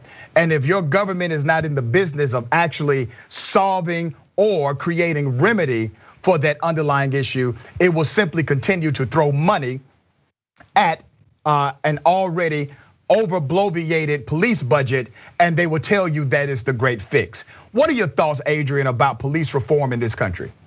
That it needs to be now and it needs to be significant. We're putting our resources into something that doesn't stop crime, but something that is really largely used being as an oppressor on society. And what we need to do is invest our money on the front end to prevent a lot of things that actually feed crime, as you've noted. And we need these things now, because all we're doing really is feeding into this system of, again, this us-them narrative and pretending that Americans are under attack, which is why we always need these guns and this mentality that someone's out to get us and whatnot. And we need to stop this and start living smart and holding people accountable for essentially capitalizing off of us or using their power and abusing it in the way we saw that officer do with his canine dog. Yeah, very well said, very well said. And I hope that highlighting stories like this will actually cause a level of consciousness, not only in the community at large, but also inside of the law enforcement community, to let them know that we are watching this action also, even though these activities by utilizing canines has been significantly underreported. It is time for us to put this front and center of what we talk about as it relates to police reform. Let me shift gears, because I got another Karen. I found another Karen, Adrienne. Oh, this is my I wish a Karen would. This is a doozy. Today's Karen is a white male in a very affluent San Francisco neighborhood, and he decides to confront a delivery man. A delivery man who was delivering while black, yes, committed no criminal act whatsoever. And yes, he cursed out this Karen. I would have cussed out the Karen. I don't curse, I cuss. And this Karen was so, I want you to see the hand movement. This Karen was so like nervous, it seemed, that his hand was shaking when he was trying to grab the phone. I'm gonna let you watch the video and we'll talk about it. Here it is. What the do you want? I want identification. Who are you? Who the are you? Why do you think that I have to answer your questions? Why do you think that I have to answer your questions, dude? So who are you with? It's none of your business. It's none of your business. Get out of my way. Who are those addresses? Don't worry about what I'm doing. Get out of my face. Every time I come around here, like you make my job harder. I love how the video starts with the delivery man saying, what do you want? Yes, that is the right question, right? You're standing in front of me, I'm doing my job. And then the delivery man says something quite telling about this particular community. And I've done some research on this community, and it does happen frequently. Individuals are targeted because of their race. Here's the other part of the video. You really gonna do this? What's your name? Let's see some identification. What's your name? What's your address? Pull it out, come on. You live right there, right? Let's go over there and see what your address is. Since you got something to say about it. Right? That's what you want to do? You want to ask for identification? You're the one in the neighborhood here. Yeah, that's right. So what? It's a free country, ain't it?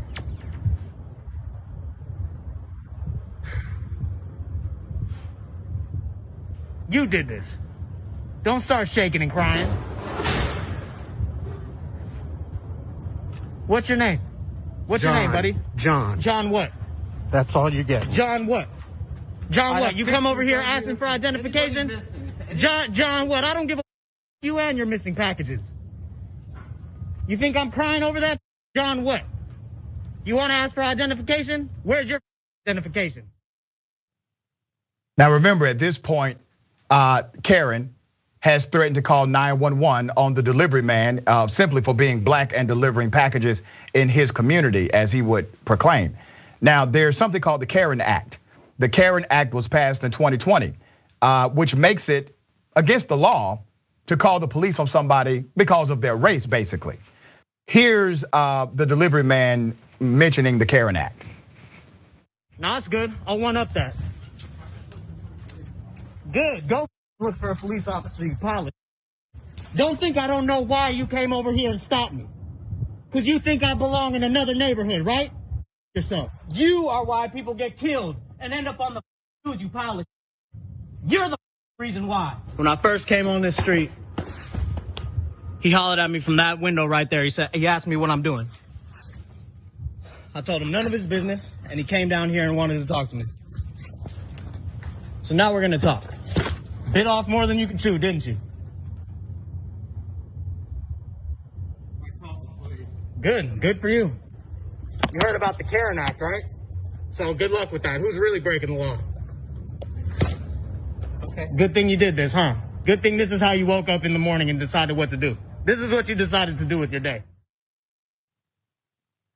And I guarantee you, this John, who is the Karen for today, he will say, oh my gosh, I am not a racist person.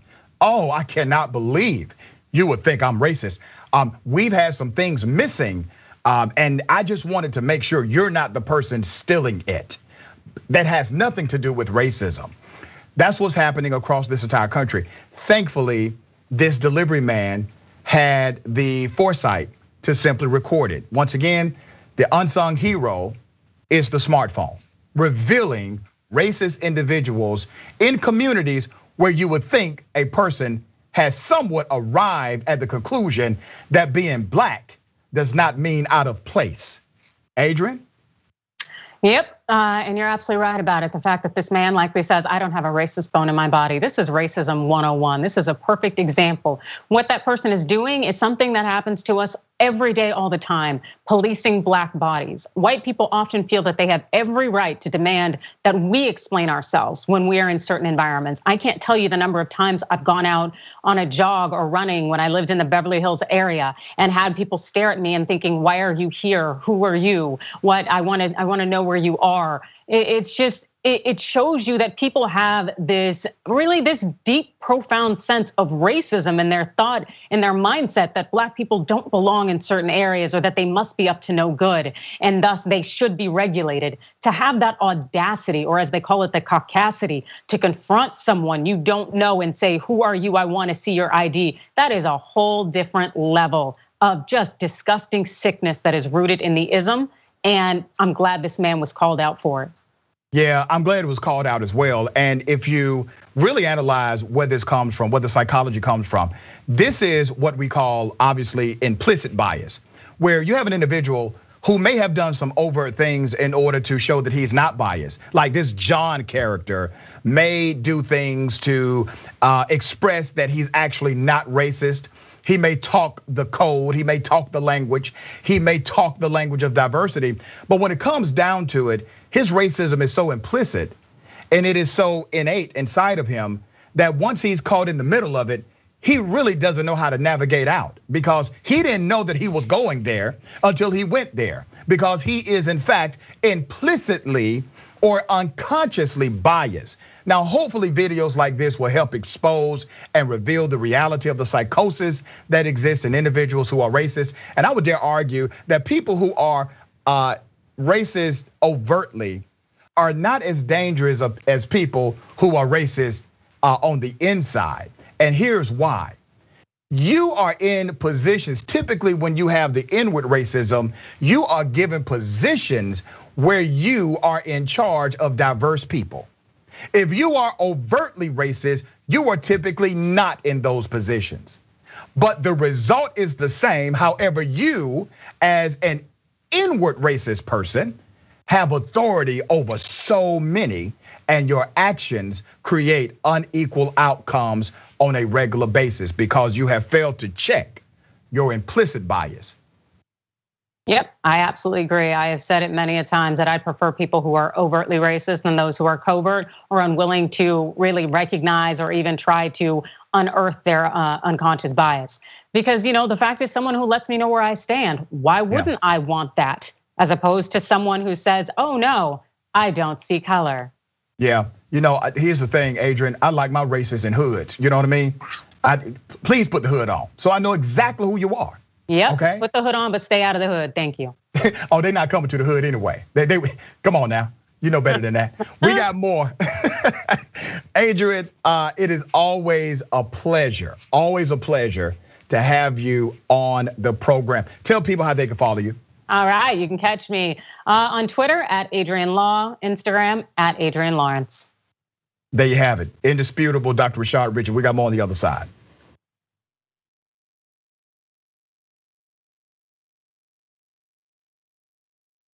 You know what the progressive movement needs? It needs a little energy, a little pizzazz, maybe a little caffeine. Oh, coffee. But what if it was too strong coffee? Yes, new, toostrongcoffee.com/TYT. Look, this helps progressive causes. It's also organic and fair trade, so you've got peace of mind that it was done right, and it happens to taste great. So check it out right now at toostrongcoffee.com/TYT. 300 million is a pretty good number, Well, that's the size of the US population. You know what our next target is? The size of the entire world. We just crossed 5 billion views on YouTube. I mean, imagine 10 years ago thinking one day. We looked at you like, are you nuts? Young Turks has just passed another milestone. 15 billion views. Damn. All right, lots of comments. You guys are the best. I'm gonna read a few comments from our members. Mr. Methuselah says on YouTube, super chat, thanks for all the important work you do for TYT for the movement. Do you know who had the first super chat when I got back from vacation? You won't be surprised to find out. Rob Shively, what do you know? Rob says, rejoice for Dragon Daddy has returned. This question sent to us by Izzy Sanchez Jr. Is it me or is Meghan McCain talking as fast as Ben Shapiro? Is that the way the right tries to look smart and intellectual? Well, yes. Michael Nathan writes it on Twitter. Did Anna choose Cenk's outfit today? I'm sure it wasn't Cenk himself. Man Bun Jenkins Skinny Jeans says, so now Anna has pointed out, okay, that's his handle. T. Joyce 1971 saying Donald Trump is good at pulling out of things, NAFTA, the Iran deal, NATO. It's just too bad Fred Trump didn't.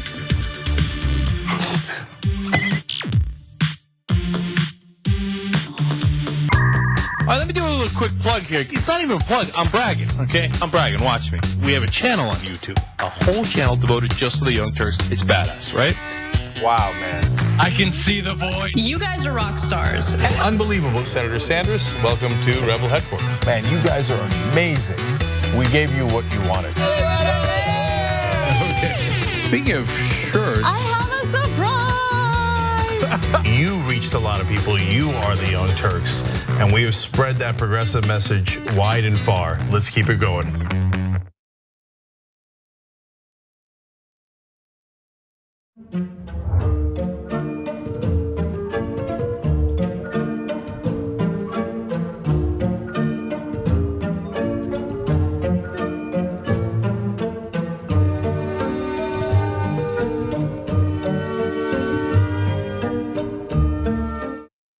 Are you our next stream star? Oh my God, that's me? Show us what you got with your Twitch pitch. All you need to do is put together a 2-minute audition video on why you should have your own stream on TYT, and then put it on Twitter and use the hashtag TwitchPitch. Plus, tag us at The Young Turks. And if you needed even more information than that, TYT.com/TwitchPitch has all the info you need. I can't wait to see your videos. Cool news, shoptyt.com now has books. There's a whole bunch of books there. You're gonna be shocked to find out that they're largely progressive. Of course! Ryan Grimm's book, We've Got People, is there. It's a fantastic story from Jesse Jackson to Bernie Sanders to AOC that explains the progressive movement probably better than any book I've ever read. Speaking of awesome books, my dad's got a book out called The Original Young Turk, where he goes from the poorest olive farmer you ever met in your life to living the American dream.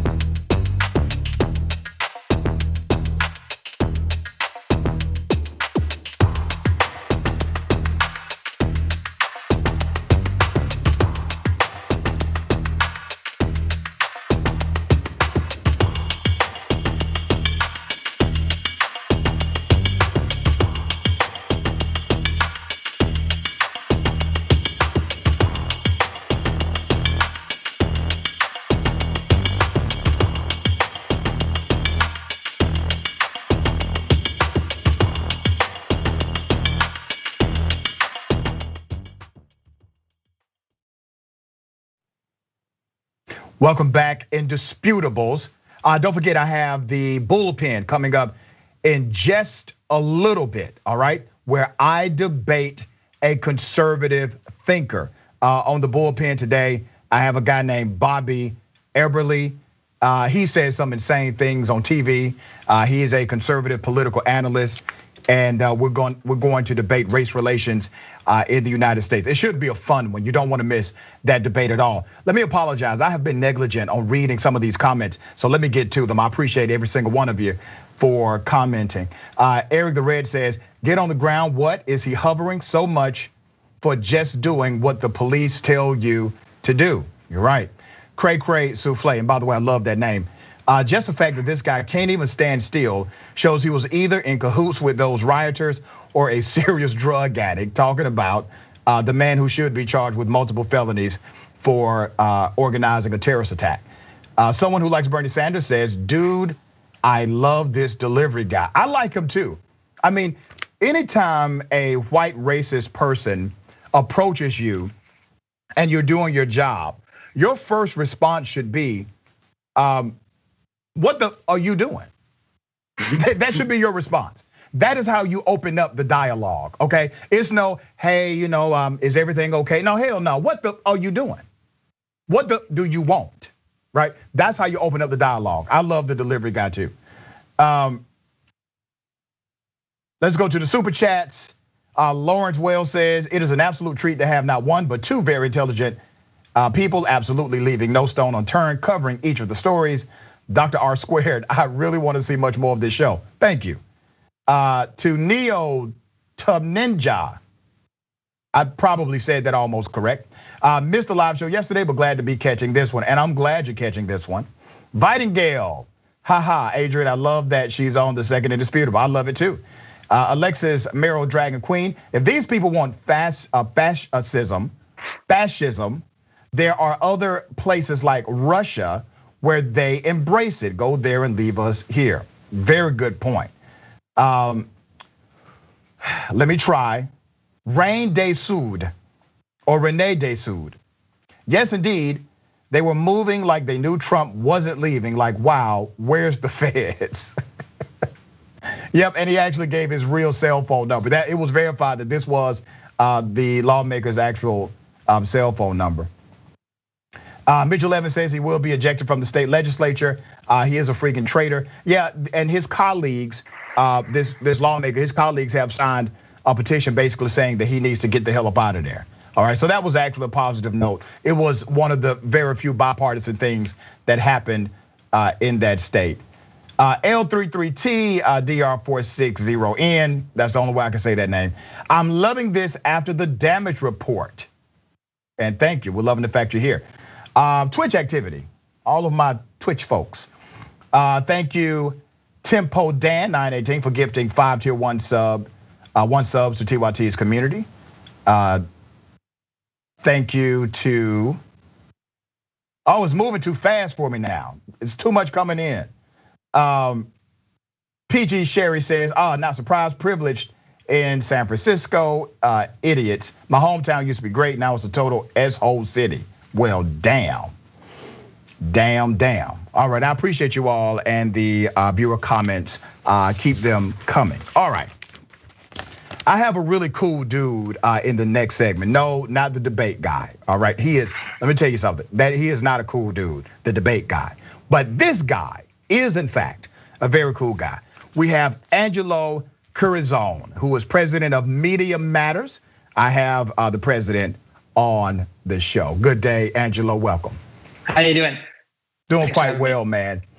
Let me go to a video of something that President Obama said, and then let's start the conversation after that. Let's have that video. I also think that there are certain right-wing media venues, for example, that monetize and capitalize on stoking the fear and resentment of a white population that is witnessing a changing America and seeing demographic changes, and do everything they can to give people a sense that their way of life is threatened and that people are trying to take advantage of them. Yeah. So, Angelo, I consider you to be a scholar as it relates to this issue that President Obama was talking about. Do you believe that right-wing media intentionally misrepresents the truth in order to monetize and gain on the ignorance of the gullible? Yes, and I think I wish it began and ended just with money. At least then it would just be one part of it. But I think it's even worse. I think that they do it for money, but they also do it because a large segment of them actually believe that, and that's kind of scary because it means that they'll stop at nothing. It also means that even if you cut out the financial interest, they're still going to carry on with it. And I think that you see that very clearly with Tucker Carlson. I mean, here's a guy that really does promote the white genocide theory, that somehow Democrats and liberals are replacing white people with people of color. And then you hype up the critical race theory talk, which is what President Obama was referencing there, this sort of exaggerated warnings about, that teachers and everyone's going to start teaching young kids to hate America and that we're a racist country.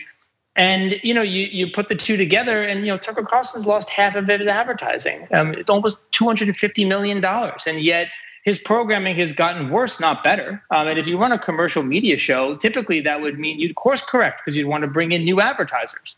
But instead, he actually sees that as a way of, shaking away one of the things that may have held him back. And he's gotten worse. So I think it's about the money as much as it's about pushing the actual ideology. Let's talk about the ideology. The ideology is obviously very dangerous. The ideology has led to the death of many people throughout the duration of this country. And the ideology seems to be resurfacing in a way that's significantly different. I had a conversation with my dad a few weeks ago, and my dad is an old school civil rights cat, all right? He marched with them, he did the protest, he's an activist in his spirit, even to this very moment, right? And he had a very deep conversation with me about what's happening today and how it's comparable to what happened in the 60s. Now, obviously, there's some overt things that don't happen anymore, but he said the covert nature of what's happening is just as dangerous, if not more so. And he said back then in the 60s and the 70s, it was universally known that racism was real, and it was universally accepted that slavery had an adverse effect on the black population. That narrative, that fact in history, is now being challenged by major right-wing media broadcasters. How dangerous is that, Angelo? I think it's very dangerous. And listening to that, one of the things that really struck me was that now one thing that we're seeing play out in the right-wing media as a whole is the idea that it's actually black people in particular, but people of color more broadly, that are actually racist against white people whenever they talk about it, and warnings that now they're going to start to come for you. We saw that last summer a lot, where when they were talking about the George Floyd protests on right-wing media, Fox News, One American News, talk radio, online, Ben Shapiro's Daily Wire, all that stuff. They basically were warning that this was the beginning stages of the militarization of black people, and they were going to start to come for white people. That's why you saw those people in Missouri standing on their streets screaming. And one of the things that really sticks out about that moment is that not only were they reacting, coming out of their house with guns, threatening to shoot people, to the misinformation and the bigotry and racism that was being fed to them by the right-wing media, but now they're being rewarded. One of those guys is running for Senate in Missouri now. He's become a hero amongst Republicans as somebody that stood up to what they've been characterizing as the mob. So not only do they deny that racism is real, they've even gone so far to make the fundamental argument that black people are the real racists. Let's talk about what's really happening in a lot of the stories that we see highlighted in media. And I'm thankful for these stories being highlighted. I have a segment on my show called I Wish a Karen Would. And this is when I highlight different Karens around the world who weaponize their whiteness, or they try to make criminal your blackness or brownness, okay? And what we see routinely, none of these Karens are actually afraid of the black people or the brown people. They're not afraid of them. And no one else is around. I mean, nobody is there to physically protect them, and they show no fear whatsoever. However, the reason why we know of these Karens is because of the smartphone, because somebody has a recording.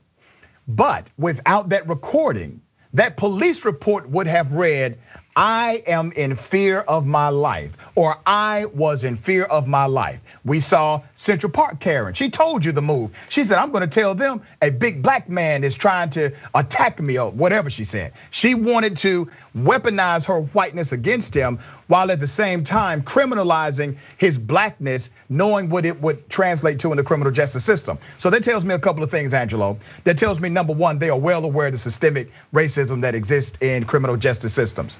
Number two, they are so aware of it that they understand how to utilize it to their advantage without a plan. This was not planned. She didn't know that this was going to happen that day, but she knew that she could do this and make this call.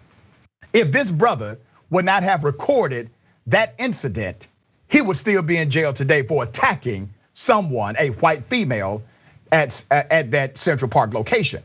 Now, what has to happen in the minds of those who will say, oh, those are one-offs? Because you know, Angelo, they're going to say, that's not systemic. That's not connected to a greater psychology. Those are just isolated situations of people who had a bad day. What will it take to change the minds of those who have been indoctrinated to believe that the Karens of the world are isolated incidents, but when there's black and brown individuals involved, it's all of a sudden systemic again?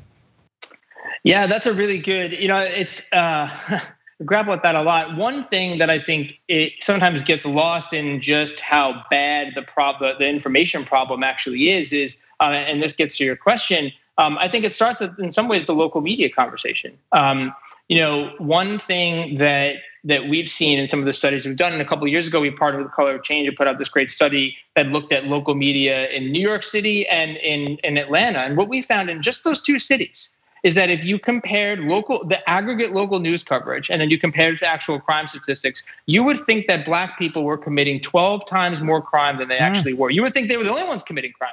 And the reason that's related to your question is that part of what the lens through which people that ultimately are persuaded, there's a whole bunch of terrible people that are gonna buy into that ideology, and they're never gonna be persuadable. But if you're asking about the ones that can be moved one way or the other, it actually starts with the poison that they've been consuming for years, because a large part of their framework and their worldview is seen through the lens that actually gets created every day. You look at news coverage every day for years in your local media, and that's still the most trusted source of information. And they portray a world in which black people that are committing the majority of crime.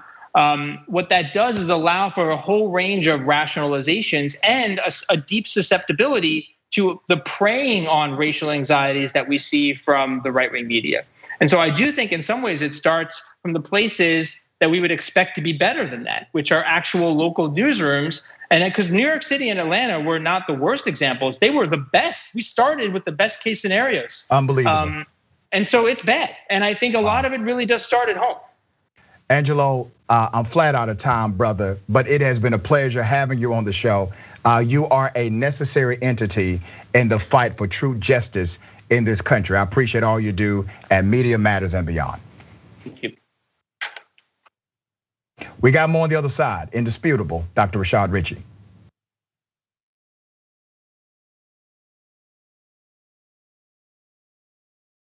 Cenk Uygur is not here today, which means that I will be able to talk during the show. No, We'll see. Poor Cenk, under the bus.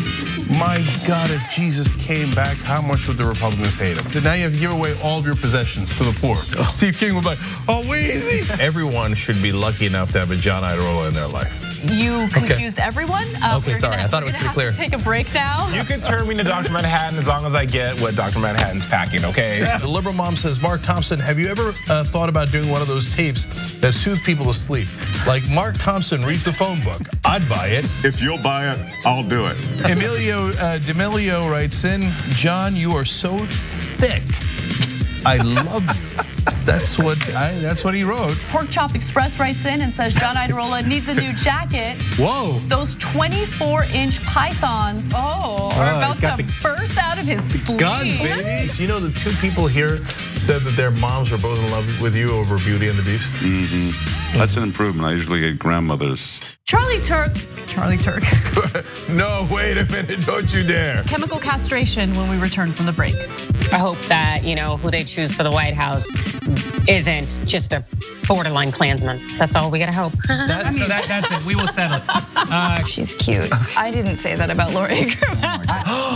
Scandal at TYT. Did Anna comment on my tan yet? No, she hasn't. You're a good bosser. But Anna did say that I come in here today with a fresh mind.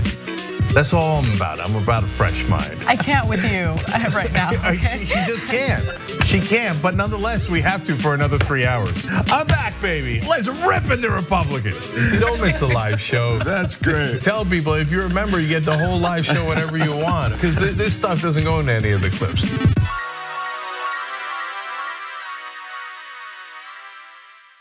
You are the media revolution. You are much needed. TYT.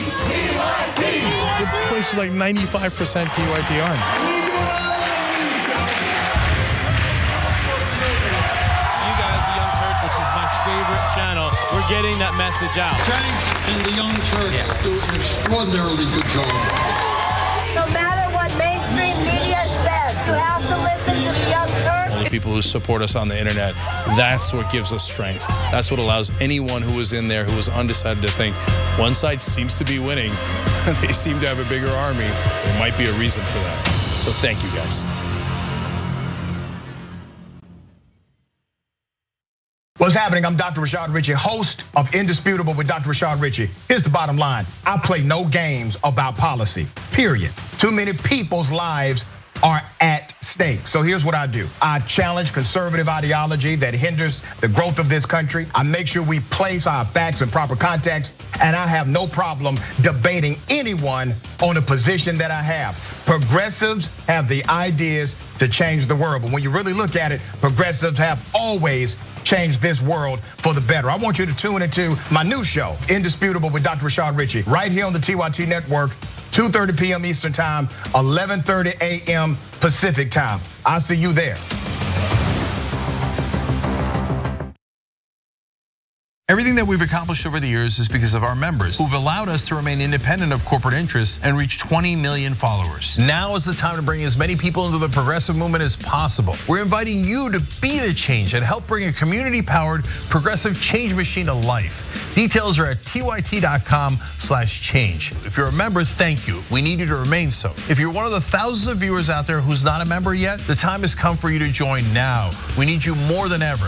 tyt.com/change.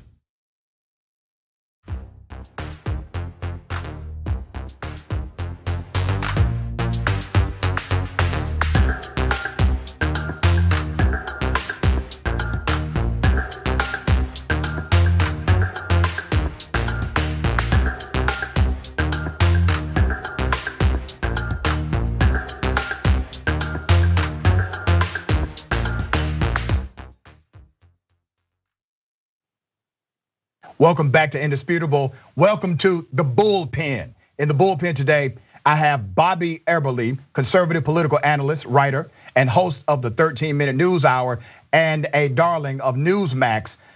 We have Bobby on the show. Bobby, good day, welcome. Hey, thanks for having me, appreciate it. Thank you for being here, man. We only have a few minutes, so I'm gonna get right into it, okay? Yeah. We're gonna talk about race relations. We will start with race relations. Okay. Are you for or against the teaching of critical race theory?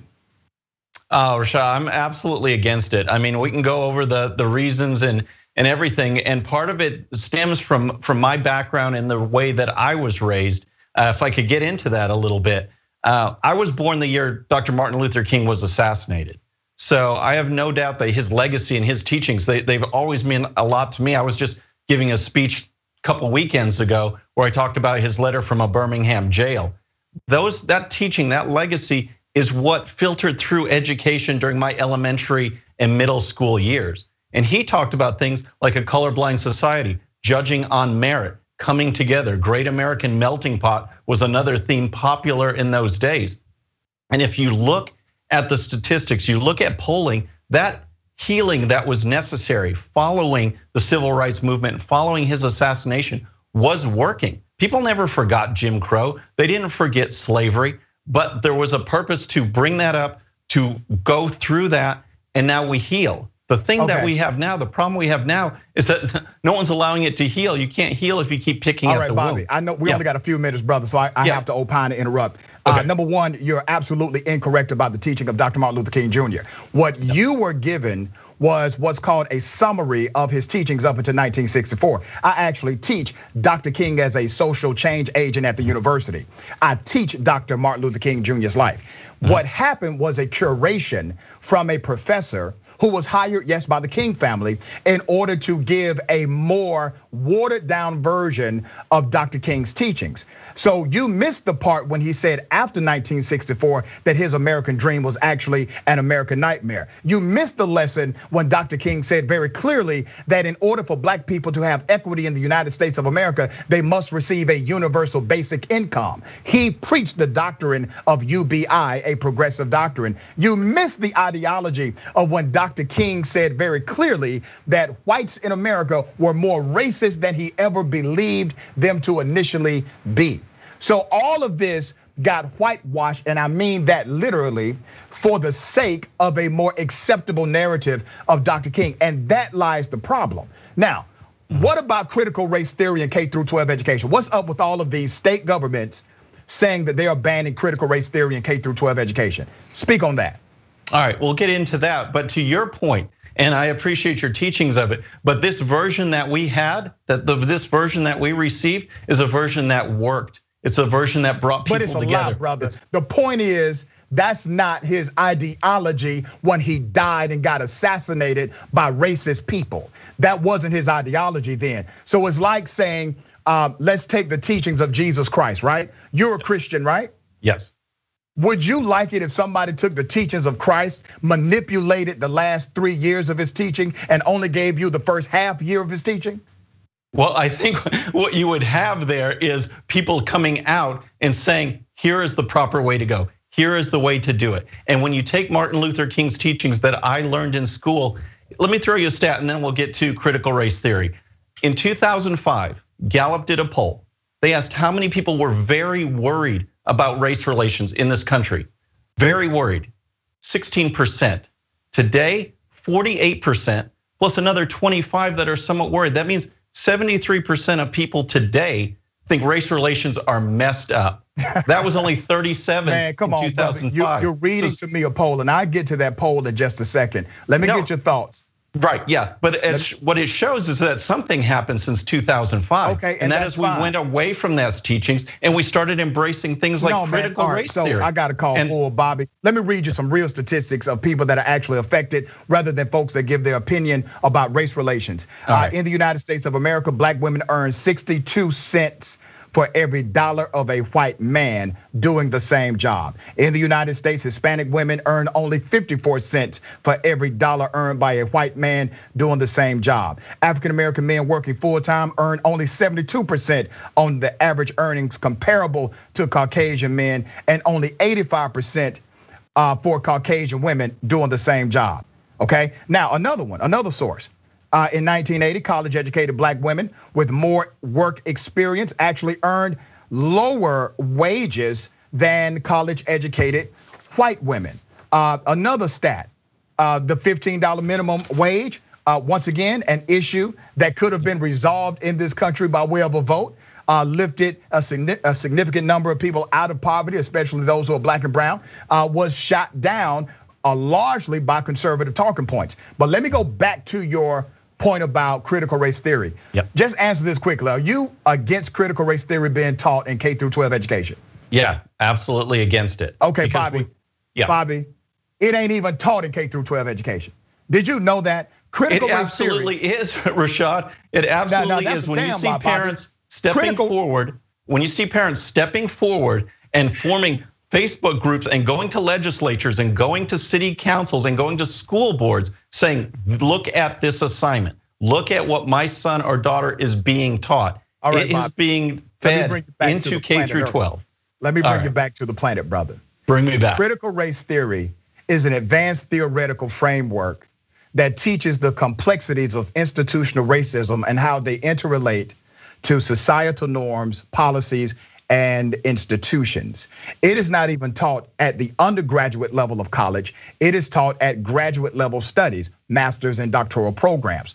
Critical race theory is not taught in K through 12 education. School teachers are not trained to teach critical race theory, and no child has ever come home with a homework assignment that said critical race theory. And out of the 35 states that have proposed critical race theory legislation to ban it, the word or the verbiage critical race theory, or CRT, isn't even in the bill. No bill that bans critical race theory actually has the wording critical race theory in the bill.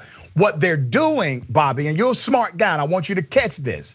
They are using a fabricated pretext of critical race theory to develop a context to stop teachers from teaching race relations in the United States of America, or the cause and effect reality of institutional racism in the United States of America, such as Jim Crowism, such as the fact that the US Constitution calls me 3/5 of a man. The Declaration of Independence names Native Americans savages. Those are institutional racist norms that this legislation seeks to stop teachers from teaching. Critical race theory never has been taught in K through 12 education. You're smarter than that, Bobby.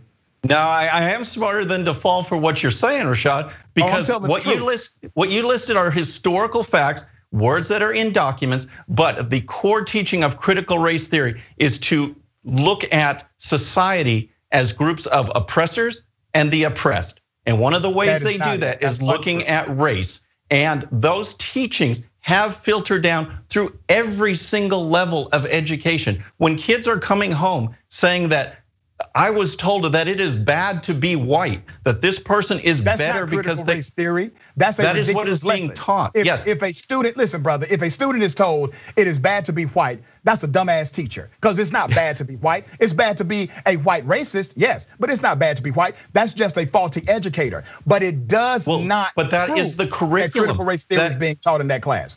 That is the curriculum, though. You made a good point. No, sir, that's not what critical race theory is a high-level Marxist ideology taught and studied by PhD students. And other theoretical graduate students. I'll give you that. But what filters down to these so-called dumbass teachers that you've mentioned are exactly what I said. This is what people are getting taught, and we cannot unify. If we are being taught that one race is worse than the other, if one race is better than the other. Let me go back to something I would like you to research. Critical race theory actually de-emphasizes the individual racist person. It takes all of the blame away from racist people, and it places a critical analysis on how institutions were biased in their creation and design. So at no point, if someone is teaching critical race theory, can they ever talk about the individual racist person? Because that is adversarial to the concept of critical race theory. I want you to research that. I only got 4 minutes with you. Okay, absolutely. And actually, Rashad, I agree with you on that one, because what this girl is coming home crying, talking about that, is the fact that yes, you can take away the individual, but what is in that place? What replaces that is this ideology that systemically this race is bad. Systemically, this race is an oppressor, and that's not right. You do agree that white racist people are bad, right? I agree. All racist people are bad. I'm half Hispanic. I felt it in school when I was young. You'd have these just ridiculously stupid people are usually the ones that do it, but I have never faced systemic racism. That's what critical race theory is trying to perpetuate. Systemic racism is a reality. I got to get you back on the show. I've been told we got a couple of minutes left. Mask mandates, let me get to that really quickly. Are you for or against mask mandates? Quickly. No, I would not be for mask mandates at all. Texas is nice and opened up. Do you think it's a constitutional violation? Do you think it's a constitutional violation or constitutional intrusion to have a mask mandate? Yeah, I believe in the freest country in America, and I'll be quick. What part of the Constitution does having a mask mandate violate? You cannot impose a mask mandate on people in the freest country in the world. You can educate. No, sir. I believe Here's my question, Bobby. Right. Which constitutional amendment or constitutional proclamation makes the mask mandate unconstitutional? You have the whole Constitution embodied in our freedoms. We have a freedom to assemble. We have a freedom to speak out. You do not have the freedom to assemble in my yard. You see, every freedom has a limitation, right? Absolutely, but you cannot oppose a mask mandate simply for the politics of a mask mandate when one, there was no science to back it up. And you don't call it unethical. You have to let people have a freedom of choice. Okay. You have to let them make their own decisions. Find a place in the Constitution that you can say, this is why wearing a mask by way of mandate is government intrusion and unconstitutional. Where can you find that? Well, you said you're gonna have me back on the program. You want me to find a clause? I'll find a clause. Please do your research. I'm gonna go ahead and give you a hint. It ain't there, brother. It's not there. People will utilize. They will utilize Amendment 1. It takes a little bit of common sense to know that in the freest country in the world, you cannot mandate that people can't go out. That they must, as they're exercising their freedoms, to be forced to wear a mask by a decree of government. You can't do that. Do you wear a seatbelt, Bobby? What's that? Do you wear a seatbelt? Yes, I do. Do you obey the speed limit?